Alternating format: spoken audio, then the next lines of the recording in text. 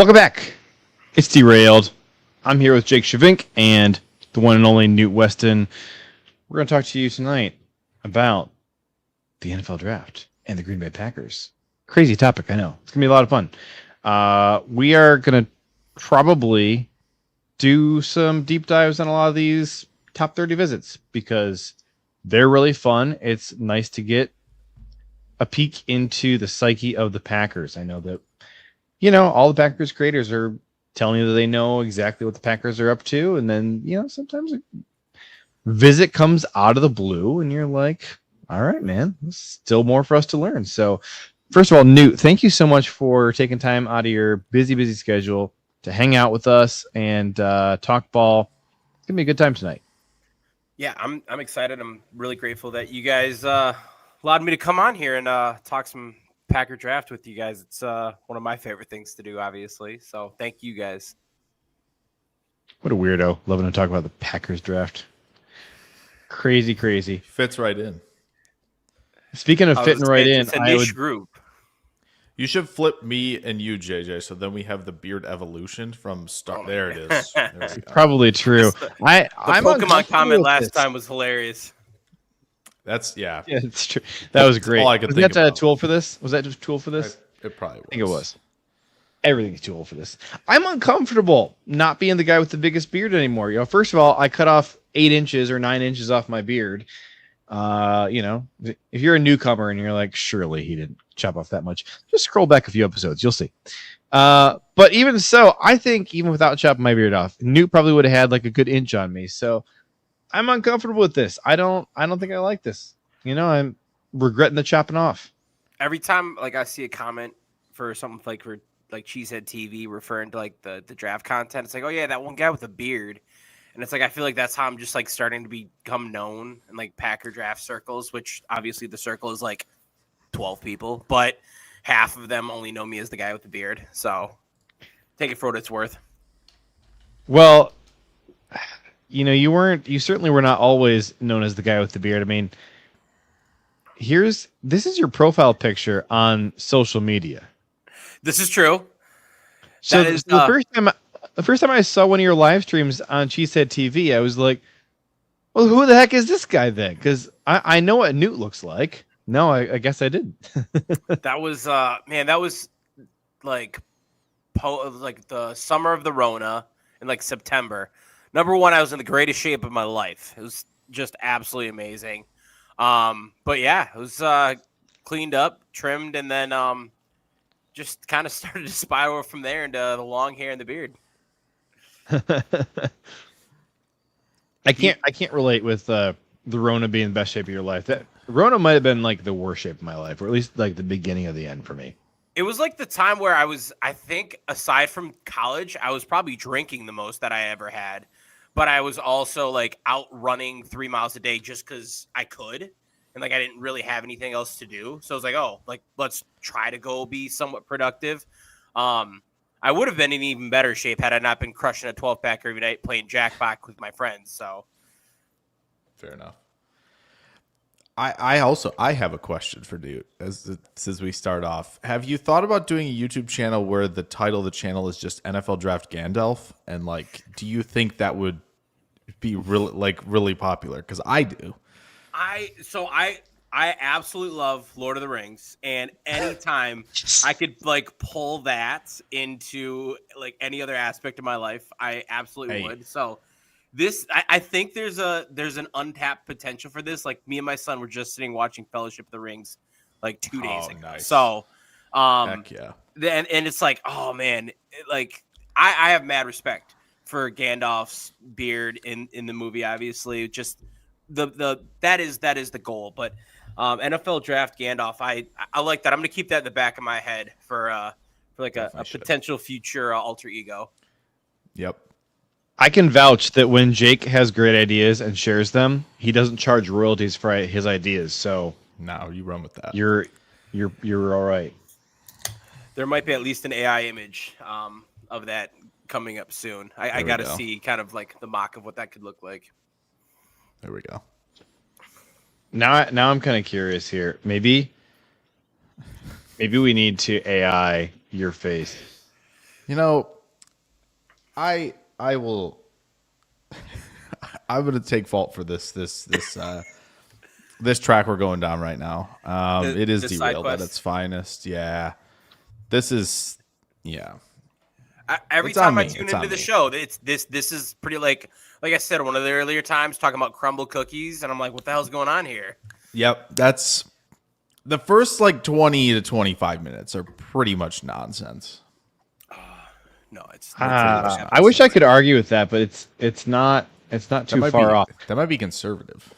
I mean, it took us 42 minutes to start a mock draft on Friday.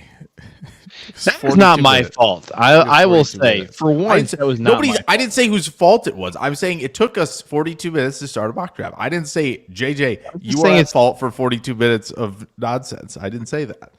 Never said often my fault, and so for that reason, I felt the need to clarify that. Although bearded Gandalf beard Newt, I can accept 50% blame for. I don't think. Oh, there it is. More blame. And then the wizard hat needs to be green and gold. Mm-hmm. All right, hold on a second. I'm sorry. Put a Green Bay Packers themed wizard hat on. Man, it's tough. Rendering. Lord only knows what this is going to come out to be. I think it's going to be good. Sweet. Most of my AI arts are pretty good.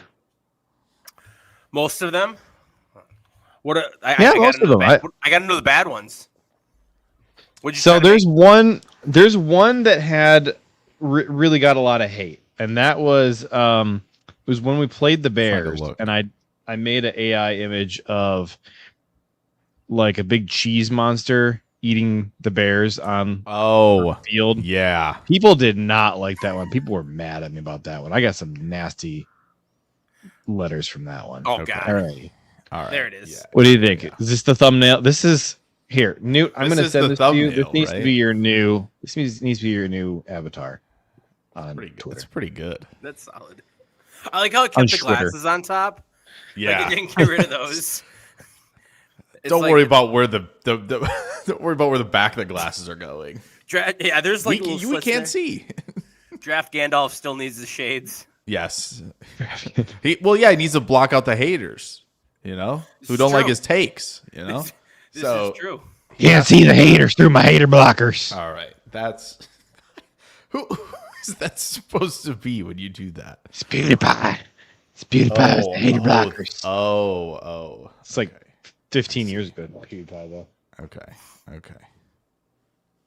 Hey, we got Mike Barry in the chat. People got to start rolling in. That's exciting. All right, here's some serious stuff that I want to get to. Yeah.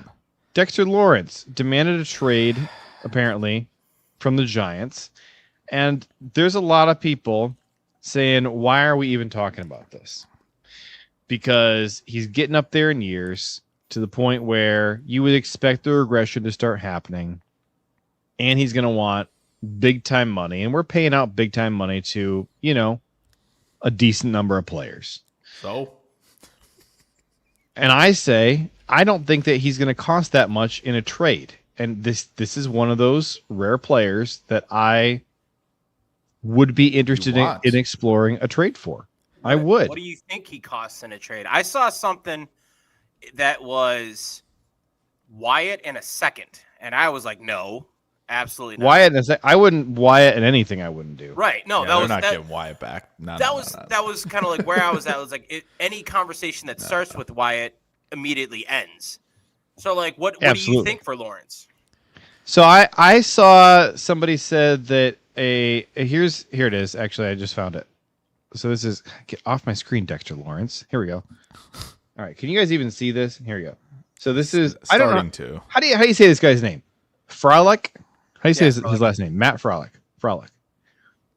He he's a cool dude, but he has way too many letters in his last name in an order that I can't make sense of. So, Matt. All right. Just saying.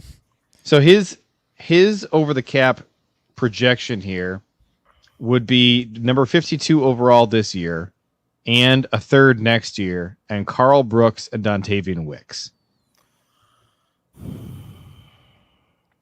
All right. Can I throw a caveat? If Wicks goes, do we get Ted Hurst at 84 in this scenario? I think. Yes or no? Yes or no? Do we get that? I'd say maybe, yeah, because... Okay, I'm in. Hold on. Wait a minute. Hold on. Iowa Joe was criticizing me for having a problem with Matt's last name. He says the guy who's co-host has a last name that sounds like someone sneezed. Brian Moffey's in the chat here to support Newt because he loves Newt. And Newt loves Daryl Jackson Jr.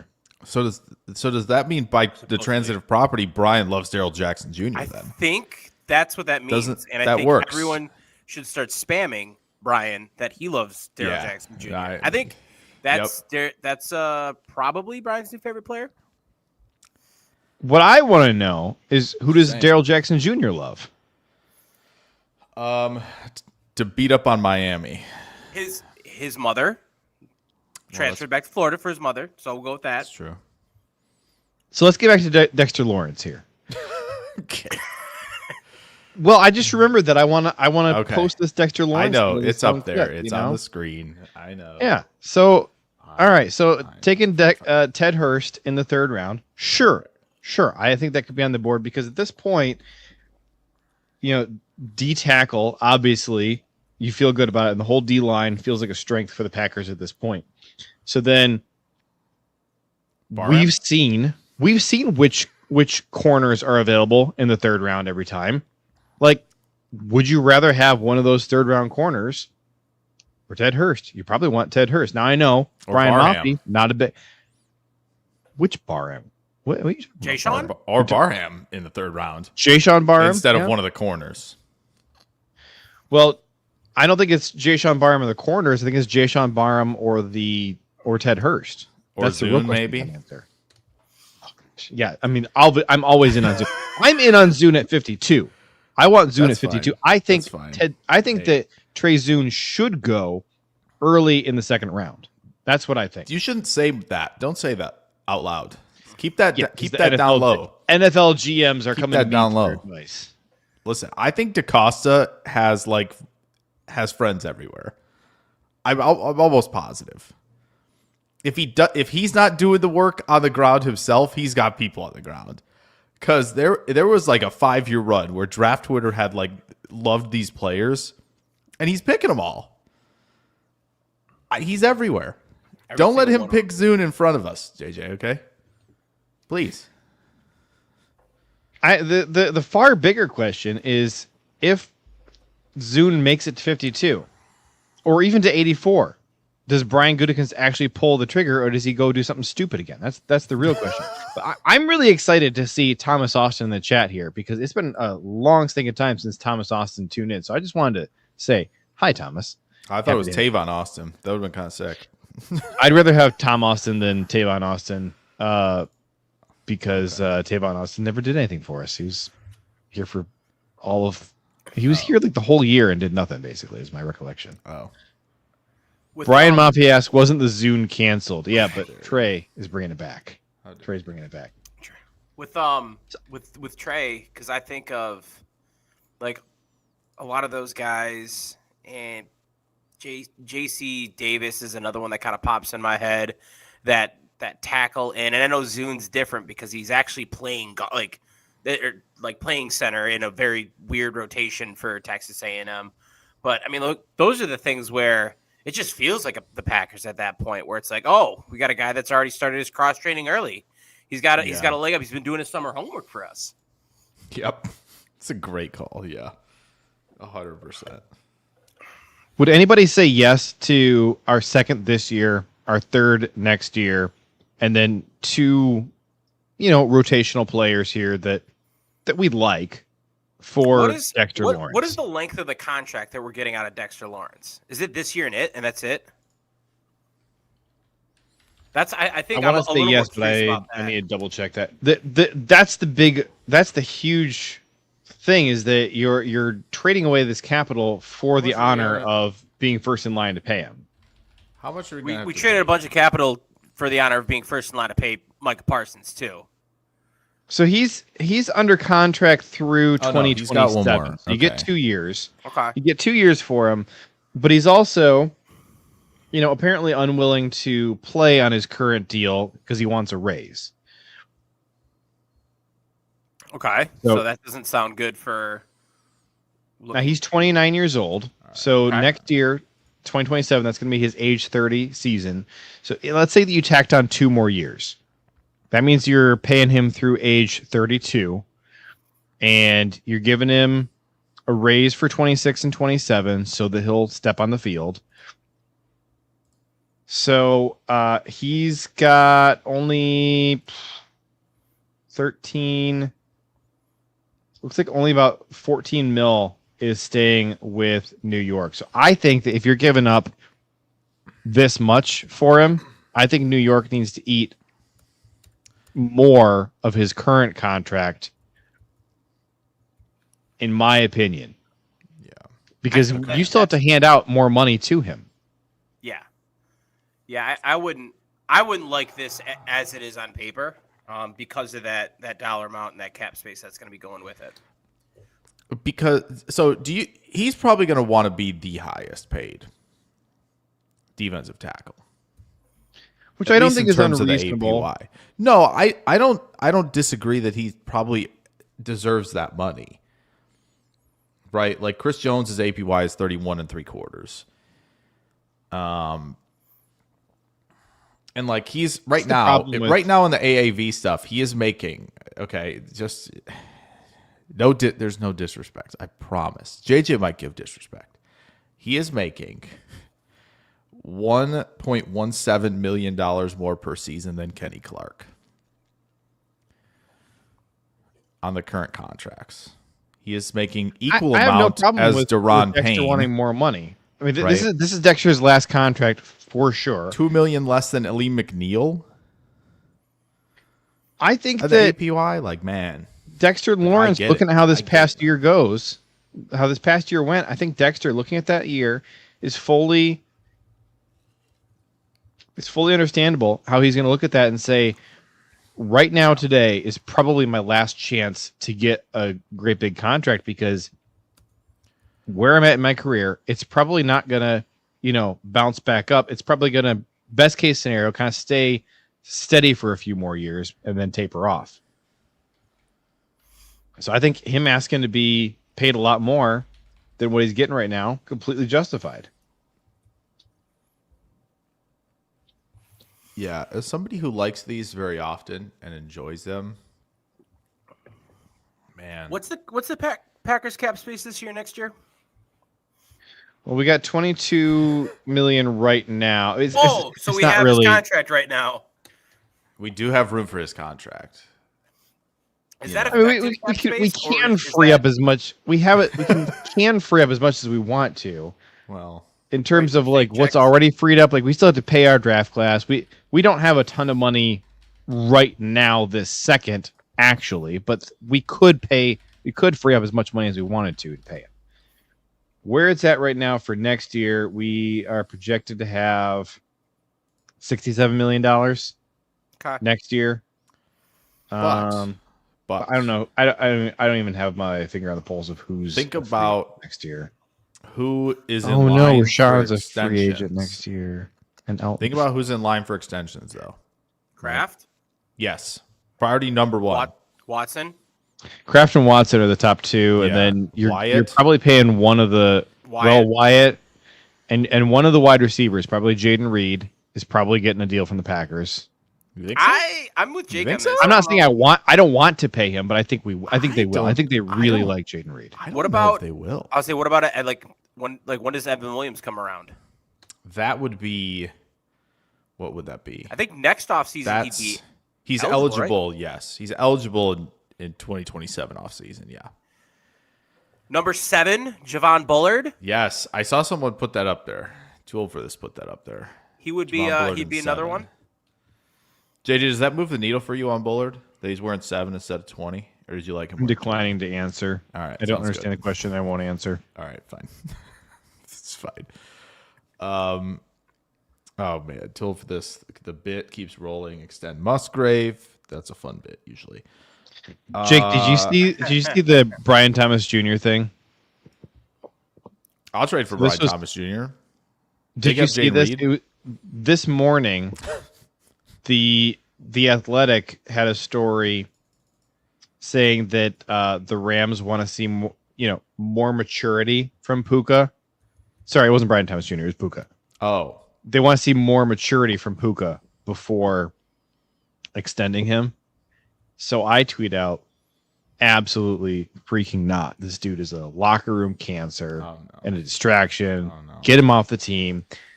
Go trade him while he still has some value. See if you can get Luke Musgrave or Keisean Nixon away from the Packers and send Puka to Green Bay. Get him out of it is LA. fun to rage distraction. bait, isn't it? I'm sure that went swimmingly. Well, hey, speaking of rage baiting, who was it? Oh, Zach Jacobson, buddy of mine, tweeted that Kyle McCord changed his jersey number to 6 and said who the last guy was to wear 6, which was Clayton Tune. And I said, I'm excited to see who the next person to wear number 6 is. All right. You hope it's Cole Payton, of course. Except that 6 is kind of a cursed number. Like, you know what number I want to see on Cole Payton? 7. What? Oh, we just gave it to Von Bullard. Yeah. It's tough, isn't it? It's tough. Brian Maffey is a big fan of Brian Thomas Jr., the South Carolina defensive end. Yeah, that's because his name's Brian. You just love all Bryans. And Gerald Jackson Jr. Yep. So, He's conductor. yeah. Tool for this is trying to get me triggered here. Well, He said, no, "We could have that's freed up true. space That's by cutting the Banks, thing, but no, isn't we it? kept paying him." Listen, Yeah, we're that's only the 23 minutes thing. into this. You want me to start raging now? I had a sure. rage session in between Sure. our last episode and this episode. Tool says JJ McCarthy will wear 6 when Micah Powell drives his head in the ground. That's probably should have. You got to think about that one first Yeah. before it's funny. When he's upside down. Yeah. Okay. So wait, where are we on Lawrence? Where are we on I'm Lawrence? probably out on him, in my opinion. Okay. Yeah, I don't.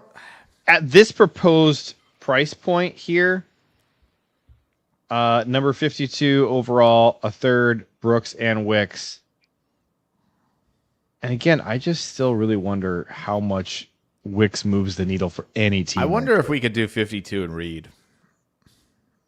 Then you don't have to part with the 27 third guaranteed or Brooks. I would 52 and Reed, I would do that. I'd pull that trigger.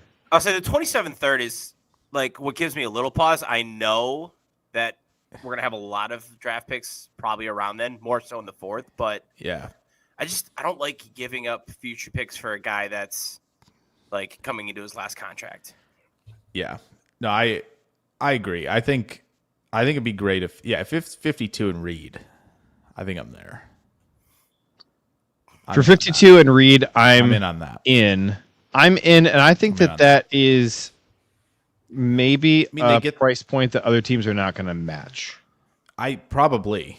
It feels like I that's think sweet spot. the only thing that I guess teams would consider, right, the value of if the Chargers are going to offer like 22, right, or the Bears offer 25.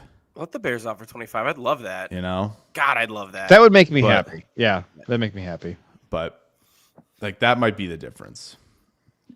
All right, so we're saying, should the Packers trade for Dexter Lawrence? It comes down to price point for us. It's not my money. It's not my money. Do whatever you want. I'm not paying him. The heck are you talking about? We're asking the question. Do you think the I'm Packers not paying should him, so sure, yeah. Pay everybody a bunch. The salary cap will only go up. We're not talking about. We're talking about what you have to pay in the trade. What do you have to pay in the trade? No, I know, but you're also gonna have to. You're also gonna have to. Gonna pay as well. So yeah. Just put it on the credit card. Just put it on the credit card. So, all right, we're gonna move on because that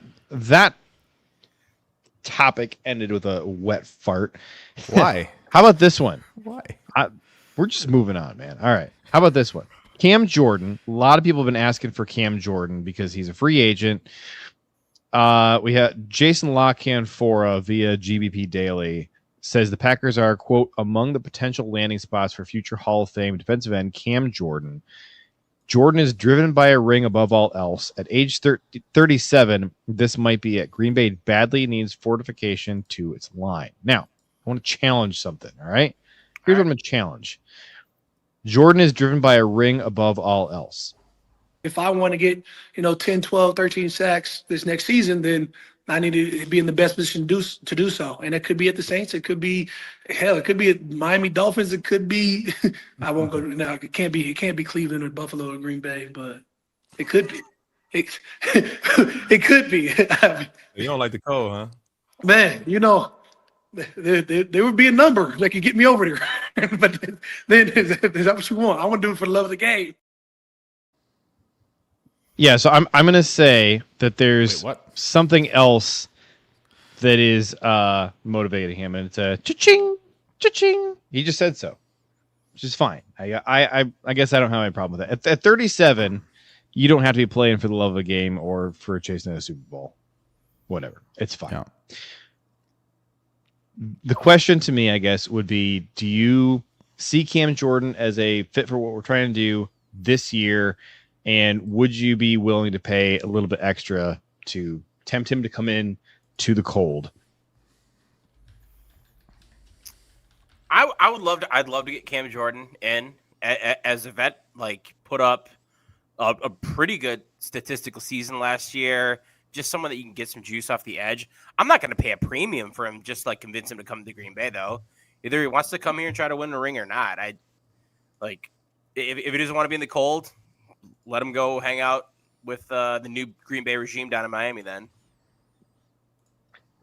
Makes a lot of sense. Miami makes a lot of sense. Iowa Joe says Calais Campbell makes more sense. I think we all want Calais Campbell, yes? I think we all want Calais Campbell. I think that's, yeah. I'd like that. I think that's more worth it. Thomas Austin says, I don't want to see anyone over age 34 on this team. I feel like this team needs some more veteran leadership with all the youth we have and all the just instability. It's like we have all these wild stretches throughout the year where it's like guys can't keep their focus, can't execute basics. I think there is a need for some more veteran on-field leadership to get some of these guys' heads out of their rear ends. Like you see it at times where it's just like nothing's working. You got a bunch of young guys back there, and it's like, hey, Xavier, McKinney, Josh Jacobs, these are your veteran leaders who are pulling everybody together. They're not that old themselves, frankly. Yeah. I think you could use some old heads on the team who have been around the block, who know what it takes. Preferably like somebody who's gone, who's won a ring before. That'd be nice. Get somebody who knows how much hard work it takes to go and, make it to the Super Bowl, compete at that high level. I'd like somebody like that filling that Charles Woodson role of, keeping guys focused where it needs to be. Yeah. I think Calais is a really good example. Yeah, I was just like kind of going back and looking. Counterpoint to Cam Jordan, though. What if we went after a different guy who wears black and gold instead? Ooh, Is that Malachi Lawrence? Looks like Malachi Lawrence. Might be. definitely Could not be. Malachi Lawrence. It could be. Just saying. Are you guys pro or anti Lawrence and with 52? Bro. So anti. No, the better question is how high up would Jake be willing to trade to go get Malachi Lawrence? Go get Malachi Lawrence. Yeah. Yeah. That high. Yeah. Oh, yeah. Oh, I got to hear the answer now. How high would you be willing to trade? I'm going to call it now. He's going to say 44. I think I'd give up the 3. That's how. I mean, that'll get you into like the mid 30s, probably. Yeah, I think I'd go there. Really? I think I would. Yeah, I really do. God damn. Yeah, I would. I think that's not like across the draft first, but man, that is some muy caliente right there. I wouldn't hesitate if I was New England. Zero hesitation. Zero hesitation. I get the Seattle talks of too. I get the talks of him like near the end or like at the end of the first round, but like trading up to get him. Oh man, I think the draft in that second round is really thick with defensive ends, but Lawrence is super unique. So I don't myself agree with it, but I guess I can like see the vision. I see where you're getting at. I just think, I think for me, it's because I see a guy who, testing wise, like a guy who if he commits to it, can get off the ball a lot better than he does. Like I think he can do that. 2, I think the second, third, fourth steps are insanely good. He can change pace. He's got moves. He's got the arsenal. He's got second surge moves. Like all of that stuff to me, that is, I think, just a lot higher level in terms of impacting as a pass rusher immediately over a lot of these guys who, credit to them, if Green Bay wants to get the physical, beat people up edge setters, that's fine. They can do that. I'm not going to be upset. I just think I would rather have Lawrence. And I think they're not, and I feel like they won't go the R. Mason Thomas route because they have I feel like Parsons, Oliver, all these guys, I feel like they got to be a little bit bigger. I would not mind them going the R. Mason Thomas route and just have a bunch of speed out there, but I think they're going to want a little bit more size. And then Lawrence's length too. Like when the pad level's low, when he's able to sit down, like he can hold it. It's just he's trying to finesse his way around a lot of blocks, and they're asking him to slant, and they're asking him to. They've got a lot of 4-eye looks from him where it's kind of like, I don't think I'd be playing him there, to be honest. But that tells me you don't have another defensive lineman that you trust over there. Right. So, which I get it, it's UCF. So, but that's just why I think I'm just super in. Like him, I just Barham's unique skill set. Like, just give me all of those guys over the like kind of the guys who they're talking about a lot more at edge personally. See, I think I'm in the line with the guys that are talking about a little more at edge, and it's for me it's the other guy in Michigan that just gets me going. JJ, how do you feel about that? I know JJ hates it. Let's go back to Barham. Barham is a really good player. Hey, Rashan Benny's a great player. How about we talk about? Good. You know what? Rashan Benny's a great player. There are a lot of state of Michigan players in this NFL draft who are very good and very worth talking about. So let's do those guys. So pick 52, mock draft Derek Moore.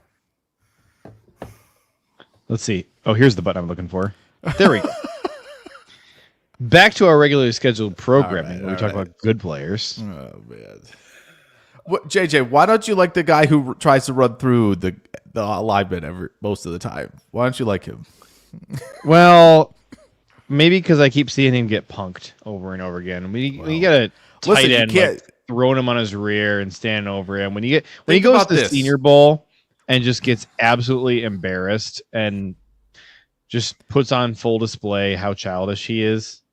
Think about this. I don't want that to be my problem. How about Think about this. Not everybody can be good at both things. Okay. So, if he's good at something, we can work with that, right? We can work with that. But dude, okay, yeah. Since we're on this road and we're already down there, dude, is there like maybe it's Derek Moore. Maybe that's who it is for you. That could be it. Is there a player like at 52, all of this, like that you feel like you could consistently get there, give me all of it, like you have the GM hat on. Who's the guy? It 1,000% is Derek Moore. For like my ability to stay on this podcast, I will also pick another player. Okay. Put my hand off the mouse. I'm not gonna kick you out. I like that. You're allowed your own opinion. It's fine. I like the edges that consistently show up here. Like Gabe Akis, I would like to. I'm not as excited. Malachi Lawrence, I really like there. Zion Young as well. And I feel like the consensus on Zion Young's kind of all over the place. I always see like what consensus? second half of the first round, and then he's going to be probably around till day, middle of day 2 because of off-field stuff. And so I don't really know there, but I've really liked him a lot. I would say that my personal love there, and I'm way too high on him in this spot. It's Julian Neal though, for a big physical cornerback that can play some press man. I know that it's probably more realistic at 84 in terms of getting some value for the player with how others view him. But that's a guy where it's I really don't have a problem. But I would say probably any of those edges, and then like a Julian Neal. Honestly, truth be told, probably Brandon Cisse, but I don't think he would fall there. But in a world where he does, I think there's a chance that would probably be it. Aside from Derek Moore, I would say Brandon Cisse would pop up for me. Okay. Is there anyone on the offensive side? Which Connor I know Lew, it's. I think it's too early for him. It's with the ACL. Okay. I love Connor Lew. I guess I'd be fine with Jennings Dunker. I don't necessarily love it, but if it was there, I'd be okay, I can see that. I have a tough time because I personally don't want them to go with a skill position here because I think that there's other places, and with Anthony Belton getting picked in the second last year, and that's not a reason to not take a guy there, but I would say like a Dunker because of his ability to play potentially center, but kind of anywhere there. I like Lou once again, might be my Julian Neal where it's a little bit early. Truth be told, I really like Justin Jolie. Once again, too early there, but he's a top 50 player on my big board, barely. I think he is 50, but those are maybe a couple offensive guys. It's interesting to me. Tell me what you like about him. Jolie, I think the tight end out of NC State. So for me, this draft class, when you take a look at the tight ends, it feels very much separated into guys that can play inline and be blockers, or guys that you put King Julian Neal, love it, or guys that you put in the slot and can be dynamic pass catchers. You got your Eli Stowers, your Tanner Koizels, your Michael Triggs of the world that can be these dynamic options. And then you also have maybe a guy God, I don't even know, Roush or Reardon, or some others that that can be kind of options when you pop them in line. I think that Sadiq for me is, and I think it's near consensus, but not going to blow anyone away. Tight end 1, and I think he does both really well. I think he's an amazing blocker, which really does set him apart. But I think Jolie is kind of a little bit of a lighter version of that, where you're kind of getting that dual nature out of him. You can play him in line. You can play him as a pass catching back. I like his ability to go up and get it and play above the rim. I think he's dynamic enough to be an effective route runner, and I think he's reliable enough to be an inline player. And I think there's a clip out there. I don't know if you've seen it. Him against Pitt. So he pulled his hamstring while receiving this go route against Pitt. And I love it. It was because everyone comps the Greg Jennings clip to it. Yeah. This motherfucker run with a broken leg. Yeah. And so true. And it's just it's a stupid reason to like him, but just that little extra twinkle on his profile, I think is enough to kind of push him up for me. So he's my tight end too. He's a guy that I really like. I think he's a really well-rounded player. Nice. Real quick, Thomas Austin asks, "Can I pay some money to boot JJ for 3 minutes?" So I'm gonna say it's at least $5 Venmo to boot me for 3 minutes. But above and beyond that $5, I think that's up to Jake and Newt to decide if they think that it needs more than that. Is $5 all it's going to take to where you're going to be happy to rid of me for a few minutes, or what? No, I think we go 10, and we'll throw in we'll sprinkle in a mock draft. Well, it's like a little bundle. That's what we'll do. All right, so it's a bundle. Bundle mock draft with Venmo Packer project, and you get a mock draft for it, and you get me off the show for 3 minutes. Someone's gonna. there you go. Don't tempt me with a good time. Yeah. There we go. Thomas Austin also asks, any thoughts about Kristen Miller from Georgia, who, of course, Jake and I absolutely adore Kristen Miller. Yeah. And we could talk for a long time, but Newt, you're the guest. Yeah. You get first crack at it. So, like, I thought I was high on Kristen Miller. He's a top 50 player on my board, and then I've been seeing these DT rankings coming out with him as defensive tackle number 1, and I'm like, oh shit! When did I become the hater on Kristen Miller? Like I said, top 50 player on my board. I think he's a guy with a great floor. The ceiling I want to hope for. I don't know. What's there in terms of him actually being this interior pass rusher? Are you just getting a guy that's a really reliable early down player that can be on the field for later downs, but maybe not be a huge impact? I'd like to, with the way that he's built and some of the plays that he has, hope for him there, but I just haven't seen it. I kind of want to go back because once again, I felt like I was higher on him, probably in the 30s, and maybe got pushed down a little bit as I started watching more players. But now I'm oh shit! Apparently, I think Kristen Miller's undraftable compared to a lot of other people. Yeah, who would have a DT1? Who would do that? Who would do that? So your answer is Kristen Miller is so good that he makes Newt bring out the potty language. That's your answer. So good. That's the answer. Yes. Jake, is Kristen your DT1? Oh yeah. Oh yeah. I think he's Oh yeah. I think he's DT 3 for me. Okay. I think that my top 4 are kind of a cluster. It's what's the tier? It's K-Mac, Kaleb Banks, Kristen Miller, all really close. Yep. Little bit of a gap to Grayson Halton, and then it's a gap. Okay. I'm assuming that Peter Woods is the top of yours? I'm not a Peter Woods guy. Wait, I would have Lee Hunter. I like Lee Hunter and Big Citrus over Peter Woods. Wait, so you said K-Mac, Banks, Kristen Miller, but you and said Grayson he was Halton. so Halton's above Miller. No, Kristen is 3rd out of my top group of 4 guys. It's a top tier of 4 guys. My bad. I heard the 4, and I heard that he was number 4. I said it confusingly. That's on me. Okay, that makes sense. I would say that I actually have Peter Woods as kind of a similar tier for me to Caleb Proctor. I would say they're kind of similar for me. I like them a lot. I think I like those guys better than, say, Daryl Jackson. Okay. They're a similar tier to me to Dominique Orange and Lee Hunter, and that's probably that next tier for me. Man, our tiers are vastly different, but this is why I love it.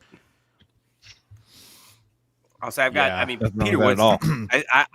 I'm a believer. He's still a top 10 player on my board. I'm a dying breed there for sure. But I think we're pretty close on all the others. I'm not as high on Caleb Proctor as others are though.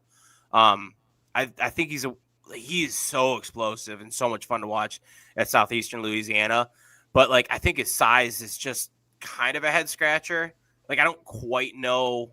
I mean, it feels like he's got to be a 4i at that size, and maybe I'm wrong, but he was probably playing 280 pounds. I know he came in at 290 or something like that for his pro day, but I'm a little weary of him still, and I know I'm lower on him than others too. Jake, how high are you on Peter Woods? Is he your DT2 then, or is it a little ways for you? He's not my DT2. I think it's tough. I think McDonald Banks are probably fighting for that spot. I just wonder if McDonald will give you anything rushing the passer. He's 21, so you're baking in maybe. 21 with 1 year starting experience too. And so it's but the thing is though, is when he fires, he's up high. And so that, yeah, you can bully people. He's knocking people around with some pretty poor technique at times, and it's kind of funny to watch him. He's the offensive linemen are like bumpers, and he's the bowling ball. It is very fun to watch. But I think, yeah, I mean, yeah, you hone the technique, you might be able to get something out of a guy who can just kind of, at the very least, start pushing pockets and stuff like that. So, like, that's there. The Banks thing is so tricky because guys shouldn't move that way. And the fact that, like, he's sitting here with foot injuries kind of confirms that guys probably shouldn't move that way at that size because the feet like, no, you gotta stop this. Yeah, the feet are like, man, no, we gotta do something. We can't go this fast. So, man, in a world where Banks doesn't have the medicals, and I don't necessarily like my grades are really not tied to medicals. Yeah, but it's tough because like there could be like lots of history, nothing pops up. No history, everything pops up. It's so the variance is crazy. Yeah. Sorry to interrupt. Didn't mean to do that. But no, I agree. It's when you see him and you see him like in a one-on-one, it's like, whoa, this isn't supposed to happen. No, it's not. No, it is not. Can we, since we're on the topic of DT, I think I was gonna say, we do some I think we Kaleb should. Proctor stuff because the Packers are bringing him in for a pre-draft 30 visit. So, I think since he's the guy who's been shooting up the boards, I think the fans would probably benefit from us talking about who Kaleb Proctor is, what he's good at, and kind of where we see him fitting for the Packers, because he's probably going to be about a 4th round pick is the current expectation. I think the Packers would have to take him as their 4th round if they want to get him, maybe even in 3rd. I'll be honest. Depending on. I usually don't hear things. I very rarely hear things. He ain't making it to 120. I very rarely hear things. I don't think he's making it to 120. If they right want now, him he's consensus I 107, but like understand. third round to me feels like you have to take him at 84 if you want him. I think you do if you're Green Bay. Now maybe they could do the Evan Williams thing. Maybe they can do the Evan Williams thing. We're moving way up to start the 4th. We're not worried about some of the later stuff. Let's go to get our guy. Yeah, I think that's still possible in the realm of possibility. 120 doesn't sound like it. Can I show you something Doesn't that I sound think like is it. hilarious? That's Sure. related to this. It is related to Kaleb Proctor. Oh, it's definitely related. Okay.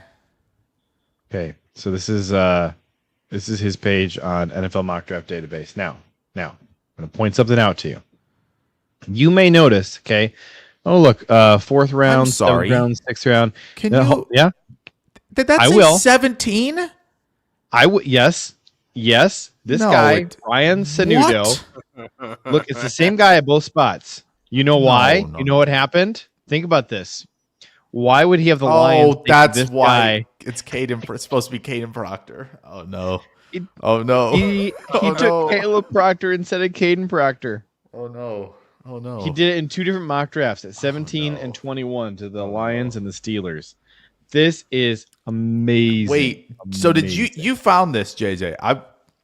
I have to call this out because I saw this. So in the Google Doc we had set up with all the things, I saw Kaleb Proctor there as a guard, and I'm like, oh, that's weird. I don't feel like JJ would have messed that up. So I put DT in there. That's why you put guarded there, I guess, because you saw this, I assume. And so you saw people get mixed up, and this messed with your head on top of it. I'm being a funny man. Slippery That's what I'm slope. doing. That's what I'm doing. I'm not I'm being gonna a the funny first man. the first time I heard about Kaleb Proctor, I was like, wait, we were spelling Caden Proctor's name wrong. Right. It was Right. I mean, it was probably about 2 weeks where I was like, what is going on here? Yeah. Yeah. Did you, Jake? Did you have like a 3-second window where you're looking at that and you're going, "Is my co-host a complete idiot? Am I partnering with the wrong person?" No. I was just like, oh, did he just was he inputting stuff? And there were a couple. I think there were a couple guards on the list, right? There's Illinois guy, and I don't know if you just were going through quick and you just mistyped, and I was like, that's whatever. No, the reason I did it was because of Barnett. Because of I typed Proctor, John Proctor. Now, when I hear Proctor, I think of Josh Proctor because he was this kind of goofy Oh. gadget safety for the Buckeyes for a few years. That's right. But Josh Proctor is what I always think of. But yeah. Well, yeah. we should talk So, about no, we should talk about Kaleb though, for sure. I typed in Caden Barnett and Kaleb Proctor at the same time as each other. So that's definitely how I end up. Yeah. Because when I look at our notes, I see that I didn't put a position on Caden Barnett. So that's how that Oh, okay. Because Barnett's he's probably going to play guard at the next level, but could play tackle. Tackle last year. Did he? I think he played tackle in a pinch this year for an injury, correct? Yeah, I think he could play four positions in the NFL. He did not look good at tackle this year. Which, if that's their best option, that tells you they really didn't have anybody else who could do it. They were like, so he you're our right best tackle. guy. He played right tackle for them last year because I pulled the game up because it was like you're kind of going through the games and like just kind of glancing at like the PFF scores. Like, all right, is there anything that like stands out? And then you see this one and you're like, what happened here to Caden Barnett? And it was Nevada. I think like halfway through the game, he had a kick out to right tackle and he was just getting destroyed out wide. But everything else, he looked amazing. And I think he could play. Looks great. The Vanilla Gorilla, which is the most amazing football nickname I've heard this year. The Vanilla Gorilla. And this is my favorite picture of him because he's just mean mugging and he's got his face paint on and he's got the mohawk. And then the nickname, the Vanilla Gorilla. I think he realistically could find a home at 4 different spots in the NFL. I wouldn't want to see him at left tackle, but he has center versatility. Could he hold it down at right tackle? I'd be willing to give that a try. I really wouldn't give him a try at left tackle, but yeah, I think he's a right guy, tackle I'd be willing to experiment with. I don't know if I wouldn't want him to be there, but it's one of those things where it's like, okay, well, in a pinch, he could be there. I think it's like, the Trey Zune conversation, the JC Davis, like all of these guys where it's like, all right, well, I'd rather have this guy kicking in rather than getting, I'm going to fire shots at people I don't mean to, but like a Bo Stevens or someone like that, where it's like, you are a guard. Like that is pretty much all you're going to be. So which we need I don't those, know. But right. Yeah. I will say, this guy, he will, if you mess with Jordan after the play, he will end you. Okay. Best not be doing that. Best not be doing the best possible way. That's what this team needs. So who wears the eye black better, Caden Barnett or K-Mac? Caden Barnett, or which Caden wears it better? I'm gonna give it to here. Let's just be real about something. All right. You went to Ohio State. They call this guy the Vanilla Gorilla for a reason because he has a lot of ground to make up. Like that dude is even more pasty white than I am, which is saying something. So he just has some catching up to do in terms of like making the eye black as intimidating as K-Mac does. K-Mac just makes it scary instantly. Yeah, I mean, it's fair. Absolutely K-Mac's terrifying human being. Yeah, K-Mac would not want to line up against K-Mac. To be fair, I wouldn't want to line up against either of these guys. That's true. Hope. I'd like to see them line up against each other. That's what I was gonna say. I want this to be a thing, and I want like the eye black battle. Could I slide around him, dip around this guy, right? Like I could technically avoid him. Yes, it would be my fault, but like technically I could avoid the offensive lineman, right? I don't know where I'm going if I've got to block Caden McDonald. Like you're going to the ground. Yeah, I'm going a foot underneath the ground. Like that's he's going to bury me literally. So at least I could get out of the way of Barnett. I feel more obligated that I would have to stay in there against McDonald to protect my QB. Not that it's going to matter. I do think it's weird. Like, so look at Caden. Take his name. Caden Barnett. I know we kept saying Kaleb Proctor and Caden McDonald so much that it was messing with my brain. So Caden Barnett. There is. So you look at the picture of this guy, right? Yeah. And he's like all muscle. And you look and he's like very agile, very athletic. but he's like not the biggest dude in the world. And then the one red number on his RS card is the bench. It's like it's just kind of subverting expectations. Does he have more arm length than he's his arm length's scared gonna because kill he's that. fast. He's got longer arms, and that never helps out on the bench. Yeah, it does not. That's a good point. Yeah, and again, the problem. I don't love the super long-armed guards. So putting him So is at that right why tackle, you're talking about tackle? That's why. Okay. It is why I'm talking about him at tackle. Gotcha. And again, I don't want him at left tackle. I just don't think that's gonna fit his skill set at all. Why don't you like long arms on guards? You're gonna make me back up on my opinions, man. Let's stop. I'm legit. He's asking. He's being curious. I want to know. I read an article one time saying that arm length had an inverse predictability in terms of success at guard. Okay, so was there like a number that they found? Probably was. Okay. It probably was. So it's more so like that guys that have longer arm lengths have typically kind of regressed in terms of expectations, or not maybe regressed, but hit below expectations. So the point of the article was that the relationship between short arms and not panning out at tackle is overstated, but that there's a higher understated inverse correlation between long arms at guard and is it a psychological thing? Right? Is there like maybe if you have long arms, you think you should be a tackle? No, my thing is like the short arm tackles, right? One, they've been out there, they've had to adjust, they've had a lot of time to understand what that demands of them. But I think them understanding the lack of length makes you go, okay, the footwork, the punch timing, the balance, all of this has to be tip-top shape. And so like the guys who are succeeding that you see that we get to this point to have these conversations about are just so good that they've had to for so long adjust to that. Whereas some of these lengthy guards, right, maybe they get lax. Maybe they're thinking, oh, well, I mean, I can outreach this guy. So why am I worried about this guy? Is it a psychological thing at all? Obviously, one data point is not. I just want to pull one player up. Trey Smith. Maybe you've heard of him. A couple times, yeah. I suppose I've heard of him. 33 and 3/4 inch arms. Big. He's a big human being. Wait a minute. Did he have like the full? Is his spider? Yeah, his spider chart's nuts. That's right. His spider chart is full. Right. His agility scores are low. Yeah, Or not really even. Which is fine. Scores. His 20 is low. His 20 was like 41 percentile or 41st percentile. 3-cone was 93rd. So yeah, apparently he just didn't like the shuttle. he's like at least in the 3-cone he can get going.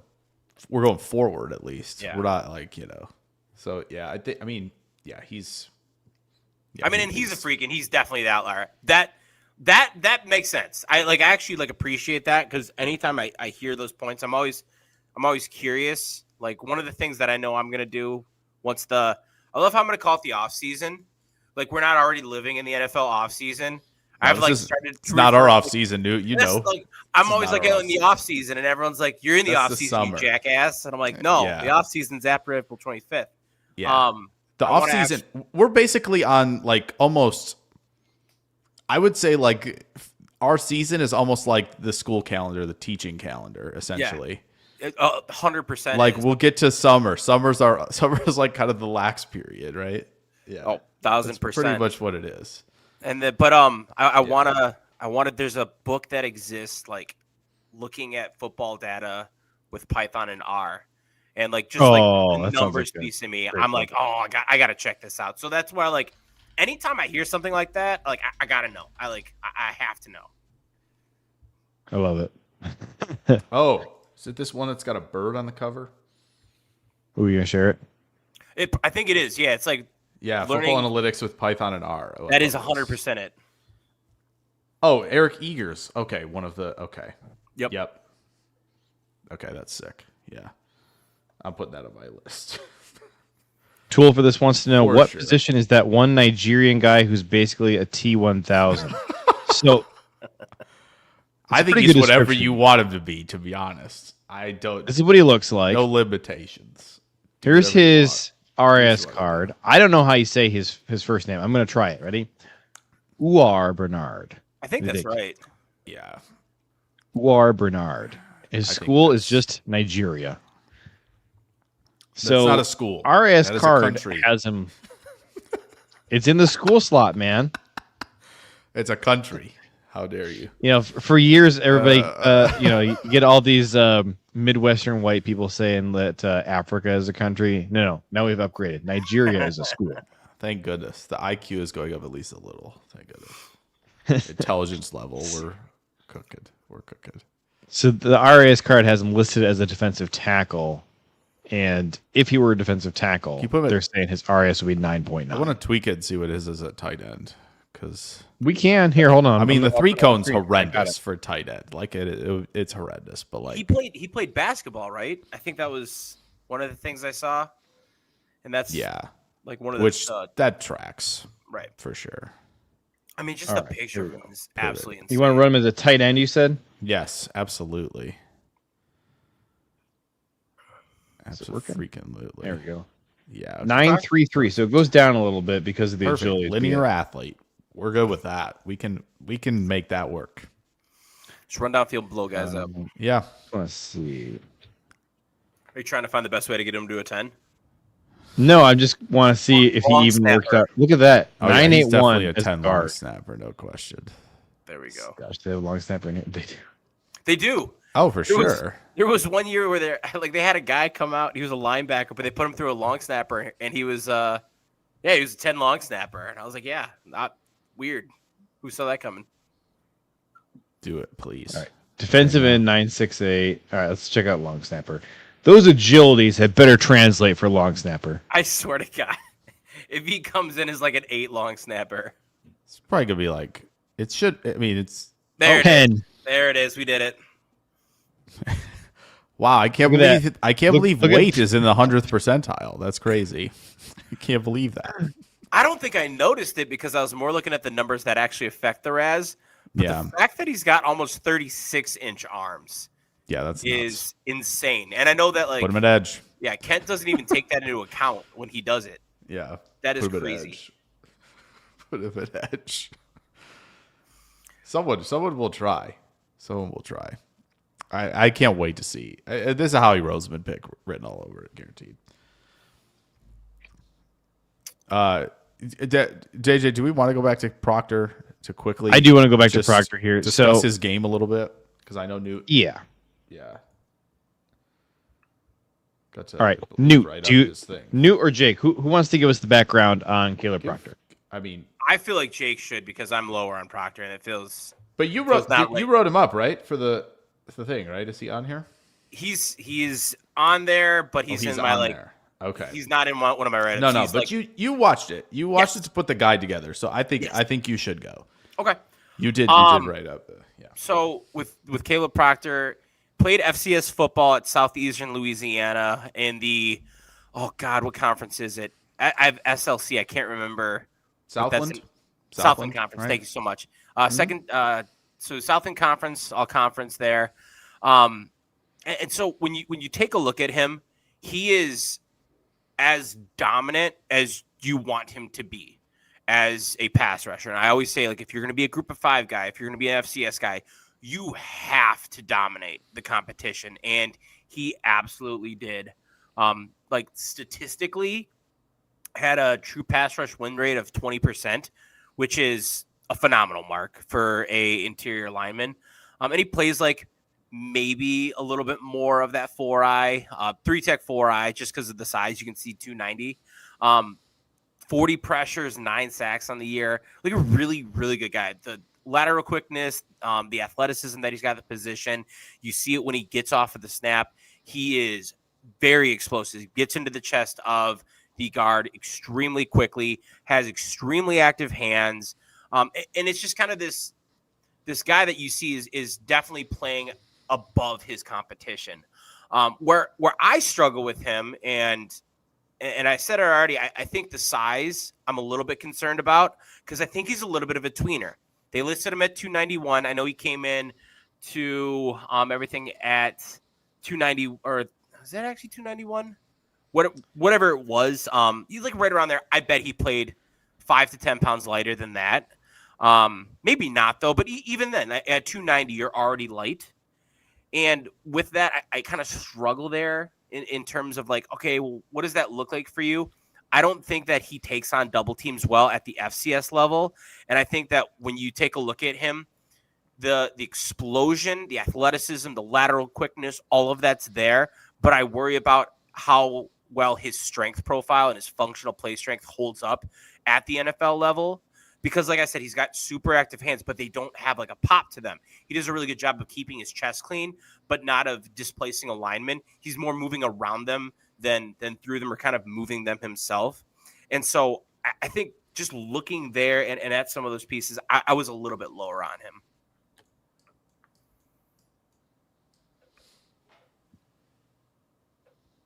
Yes, is it me? Am I? Yes. JJ, you did nothing. Okay. No, it's you. Okay. I think. Okay. We can save this clip. This will be great. You can clown me or love this in 3 years' time. I think it's fair to be pretty low in terms of evaluating where he is currently, right? Because of what kind of Newt said. Like, I think there are just times where, and again, Southeastern Louisiana, I've tried to scrounge up as much as possible. It's crazy.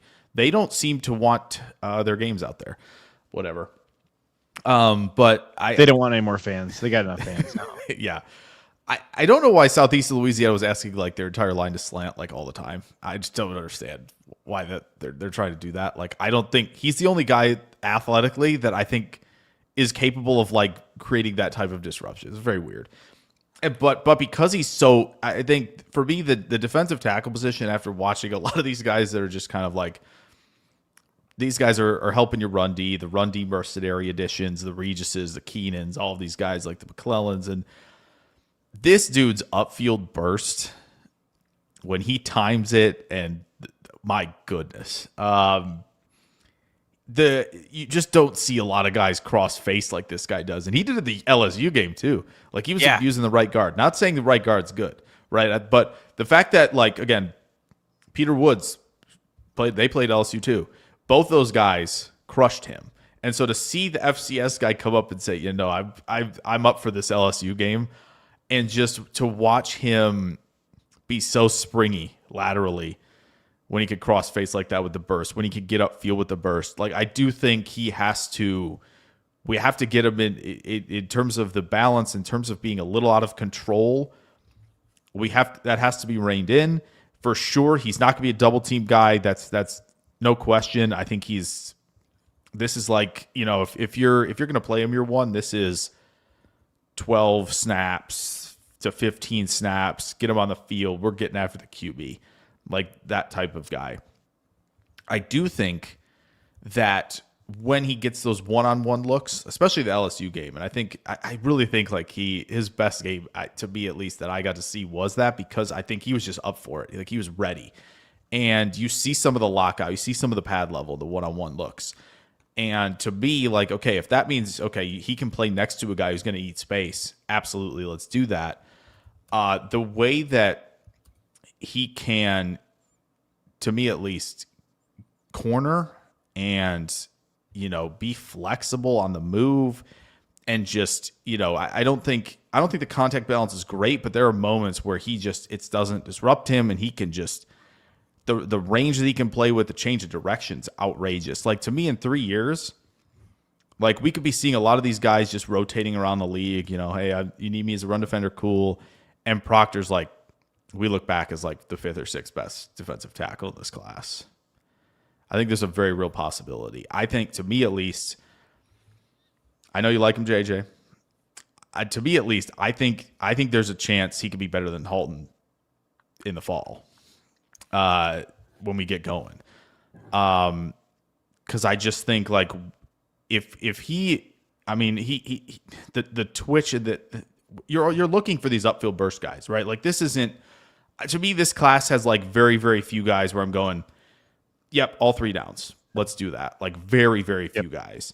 And so it's kind of, a little bit of, right, what type of flavor do you want? And like, to me, like there really isn't many who can match what he does with the twitch and explosiveness.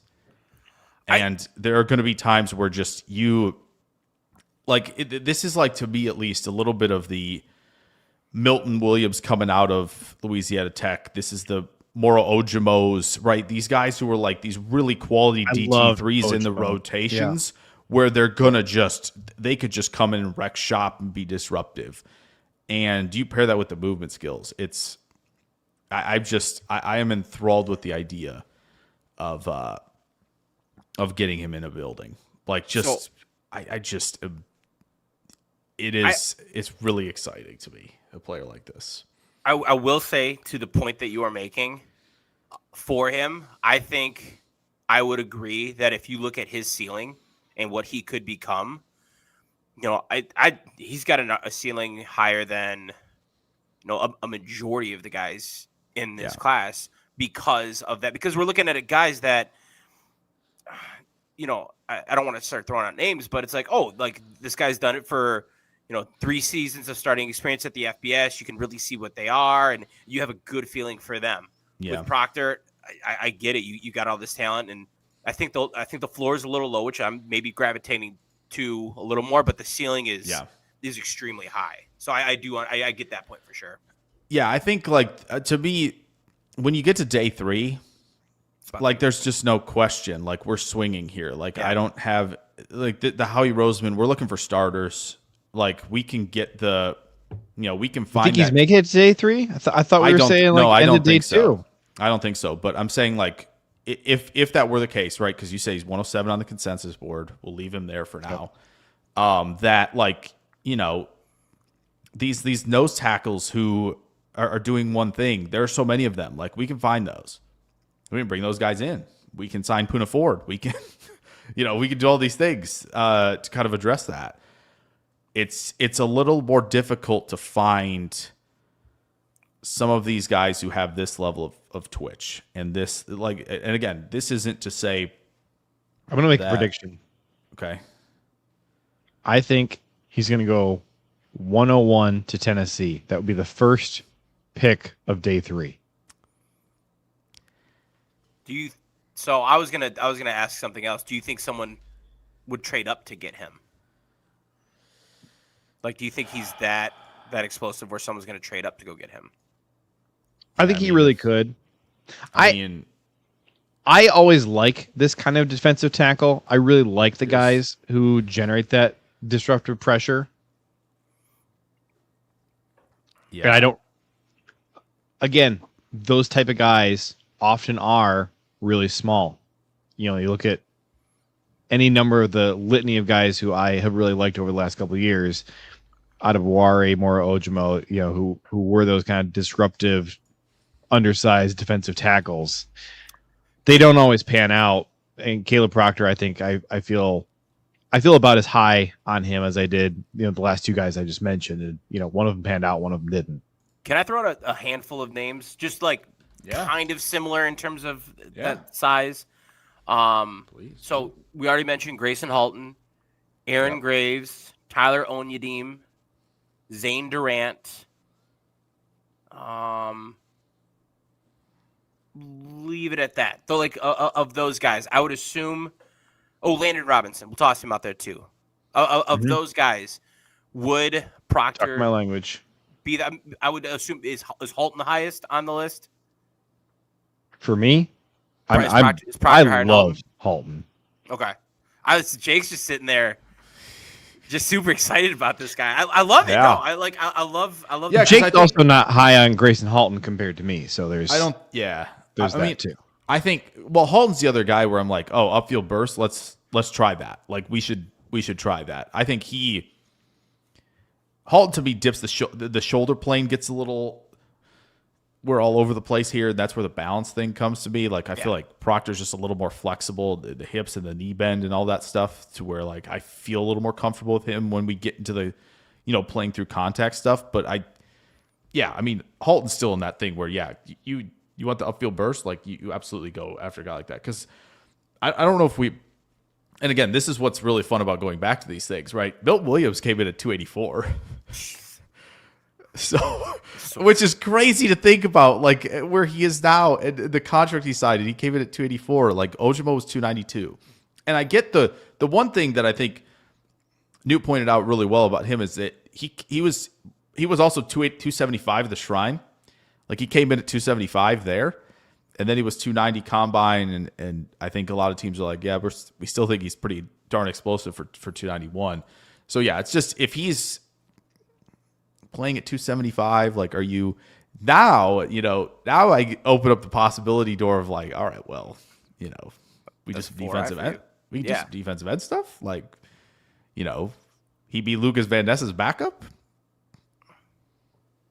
I don't know, Jim. I don't hate that. Like I think that's the other thing. If he wants to play at that, but if he wants to play in the 290s, like there are guys, right? I know this guy was a little taller, but do you still have the RAS card, JJ? Yeah, you do. Can you For who? snag Yeah. that for Proctor? Yeah.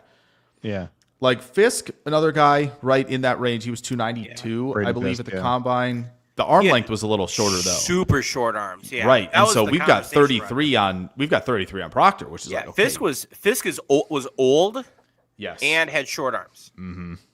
So yeah. So I actually don't hate that. I think the only thing that you're going to point to Fisk is he's playing at Florida State, yes. where Proctor's playing for sure. at Southeastern Louisiana. For sure. Absolutely. Yes. Completely agree. But actually, I like. So that as I got to keep us moving here Okay. Fine. because we only have a few minutes left. We're over time. Fine. A few guys I want to get to here. One, we'll do this one kind of briefly. So this is wide receiver Anthony Smith at East Carolina. Packers brought him in for a visit. Keep your eyes on this guy. He checks all the boxes the Packers are always looking for at wide receiver. Probably projected to be undrafted, maybe late day 3 type of guy. Keep your eye on the Packers to go ahead and bring him in, whether it's in the 7th round or priority UDFA. High likelihood that this guy ends up a Packer. Good luck finding a lot of footage of East Carolina games for this guy, but it's tough. Maybe Jake will get you the hookup.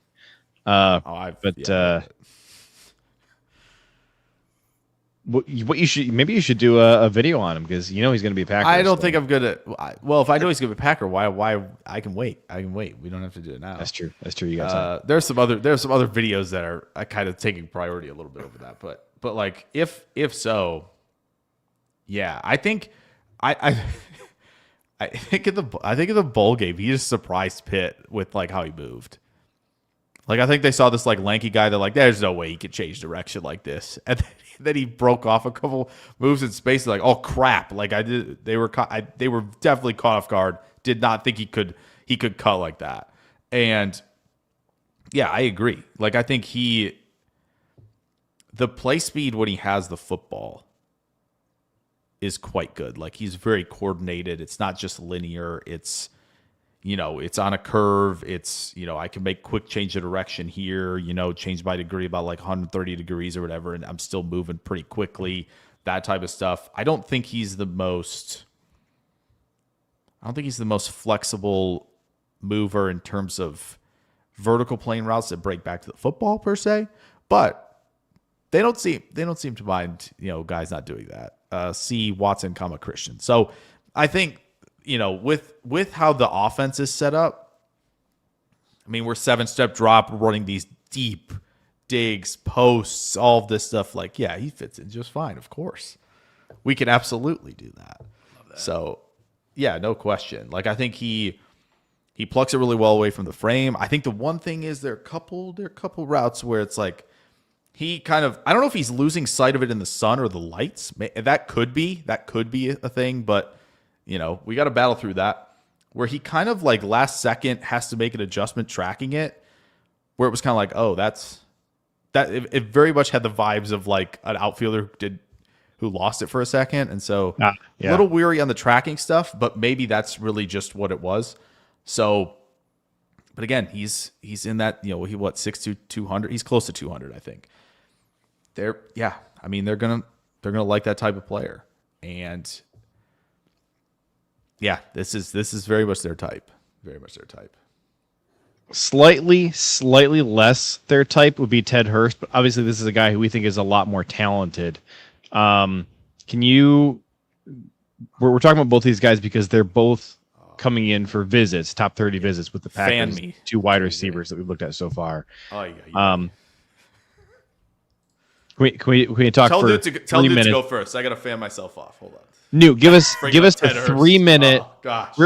We may just give Jake a whole Ted Hurst episode like next week or something. So Newt, can you do Ted Hurst in 3 minutes for us? I will try my best. So 2 seasons at, oh my God, Valdosta. I realized I've never said this out loud. I just typed it out. Is that Valdosta State, which was D2 football before transferring to Georgia State. All Sun Belt first team this previous season. He was a Feldman's Freaksless guy. Year before, he was all Sun Belt second team. The body control for him is apparent, and it was one of the things that stood out to me. There were like 2 plays for Memphis when I was watching the film for him there, where he makes these go routes. And God, I'm trying to think on the first one. I want to say he was able to split the defensive backs and make a beautiful catch over the middle. I think it got called back.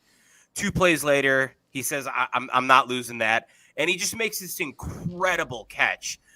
Has to turn all the way around. It was kind of like thrown behind him.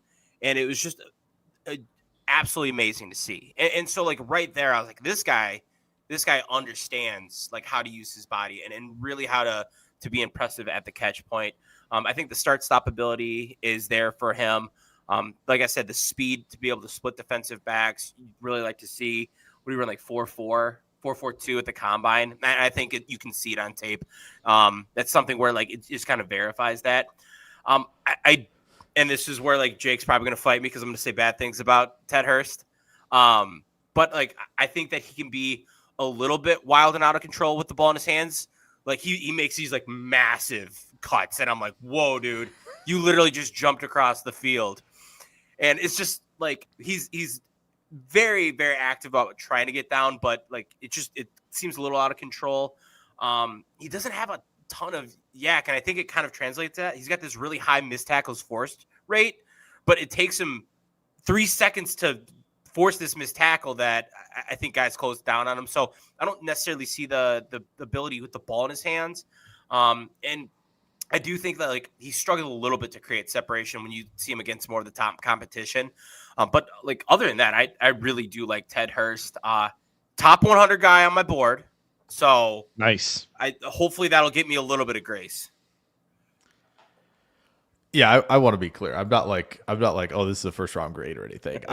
This is like for where Green Bay picks, like this is, gosh sakes. When I see 6'3", 206 receivers that can drop the weight and gear down and sink the hips, like gosh sakes, they got a hold on me for sure. So Brazel's got a little bit of that hold as well. But yeah, I mean, what's there to say? I do think like he's still got some work to do here. Like, let's be very clear. Like Hurst has, when you watch some of the release work at the line, it's kind of like he's just kind of there's street basketball stuff going on with the feet, to be honest. There are just times where it's like I'm hop skipping.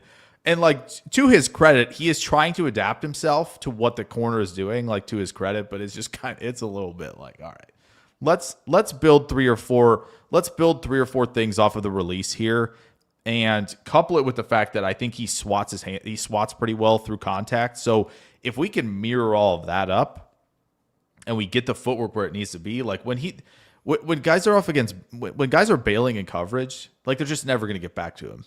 They just aren't, because he just gears down too well. And so I do think after the catch, he very much does do that. Do the thing he's doing with the release work too. It's very much like that.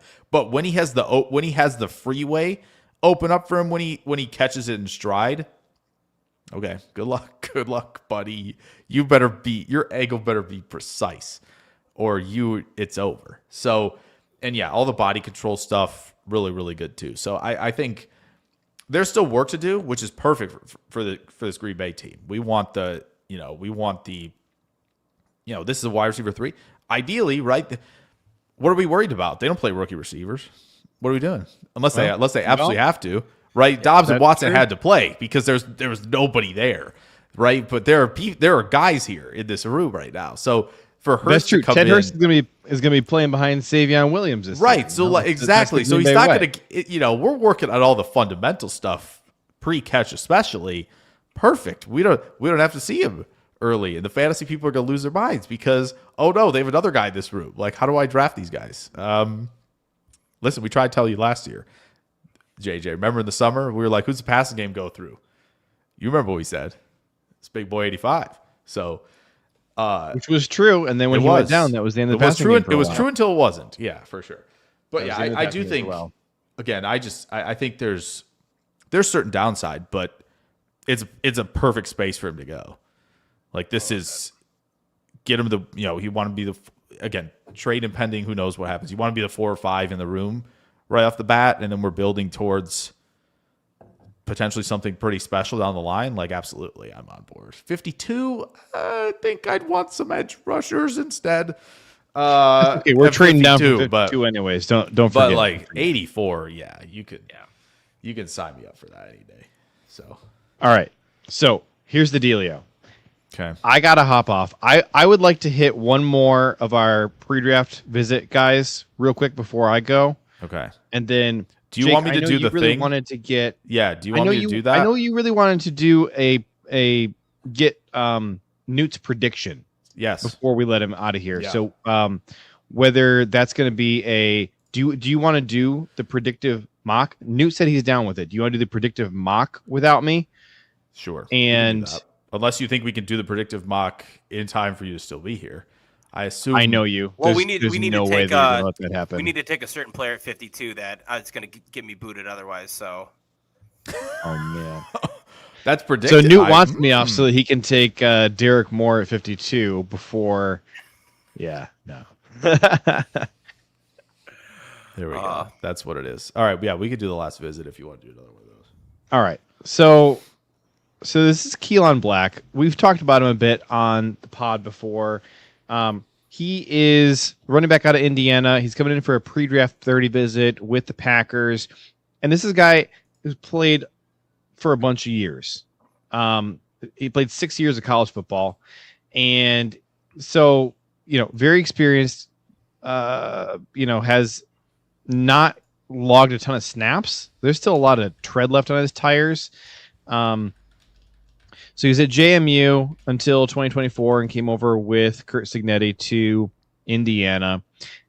And this is a guy who I don't think he has the greatest physical tools to work with. He's a little small, and I think that does show up for me when I watch him in pass pro.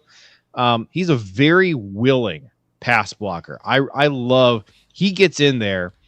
He is mean in pass pro, right? Very willing. Just if there's a linebacker shooting through the gap, he's like, listen, man, I'm going to get in your way if it kills me. And sometimes I watch him and I'm like, that one almost did kill you because Iowa, you're not the biggest guy. Take your pick.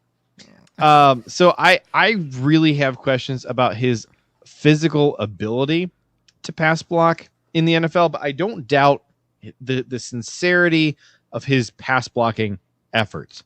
He's a pretty efficient runner. I think he could carve out a long-term role in the NFL as a number 2 back.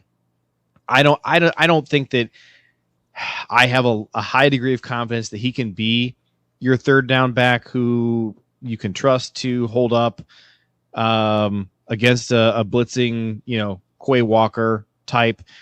That makes me nervous, but coming in, he has been really consistent at averaging 3 to 3.5 yards after contact per carry his entire career, no matter how many snaps he's gotten in a season.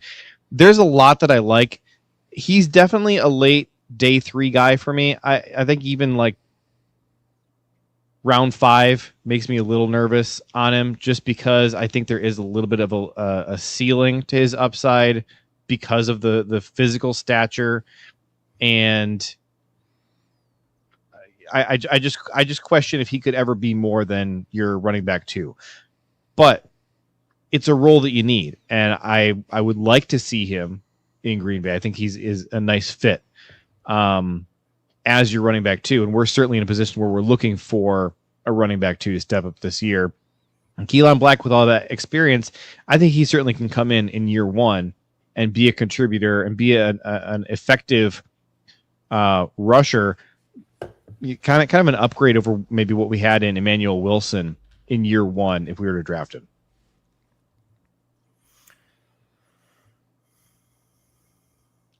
You got you thoughts on Keelan?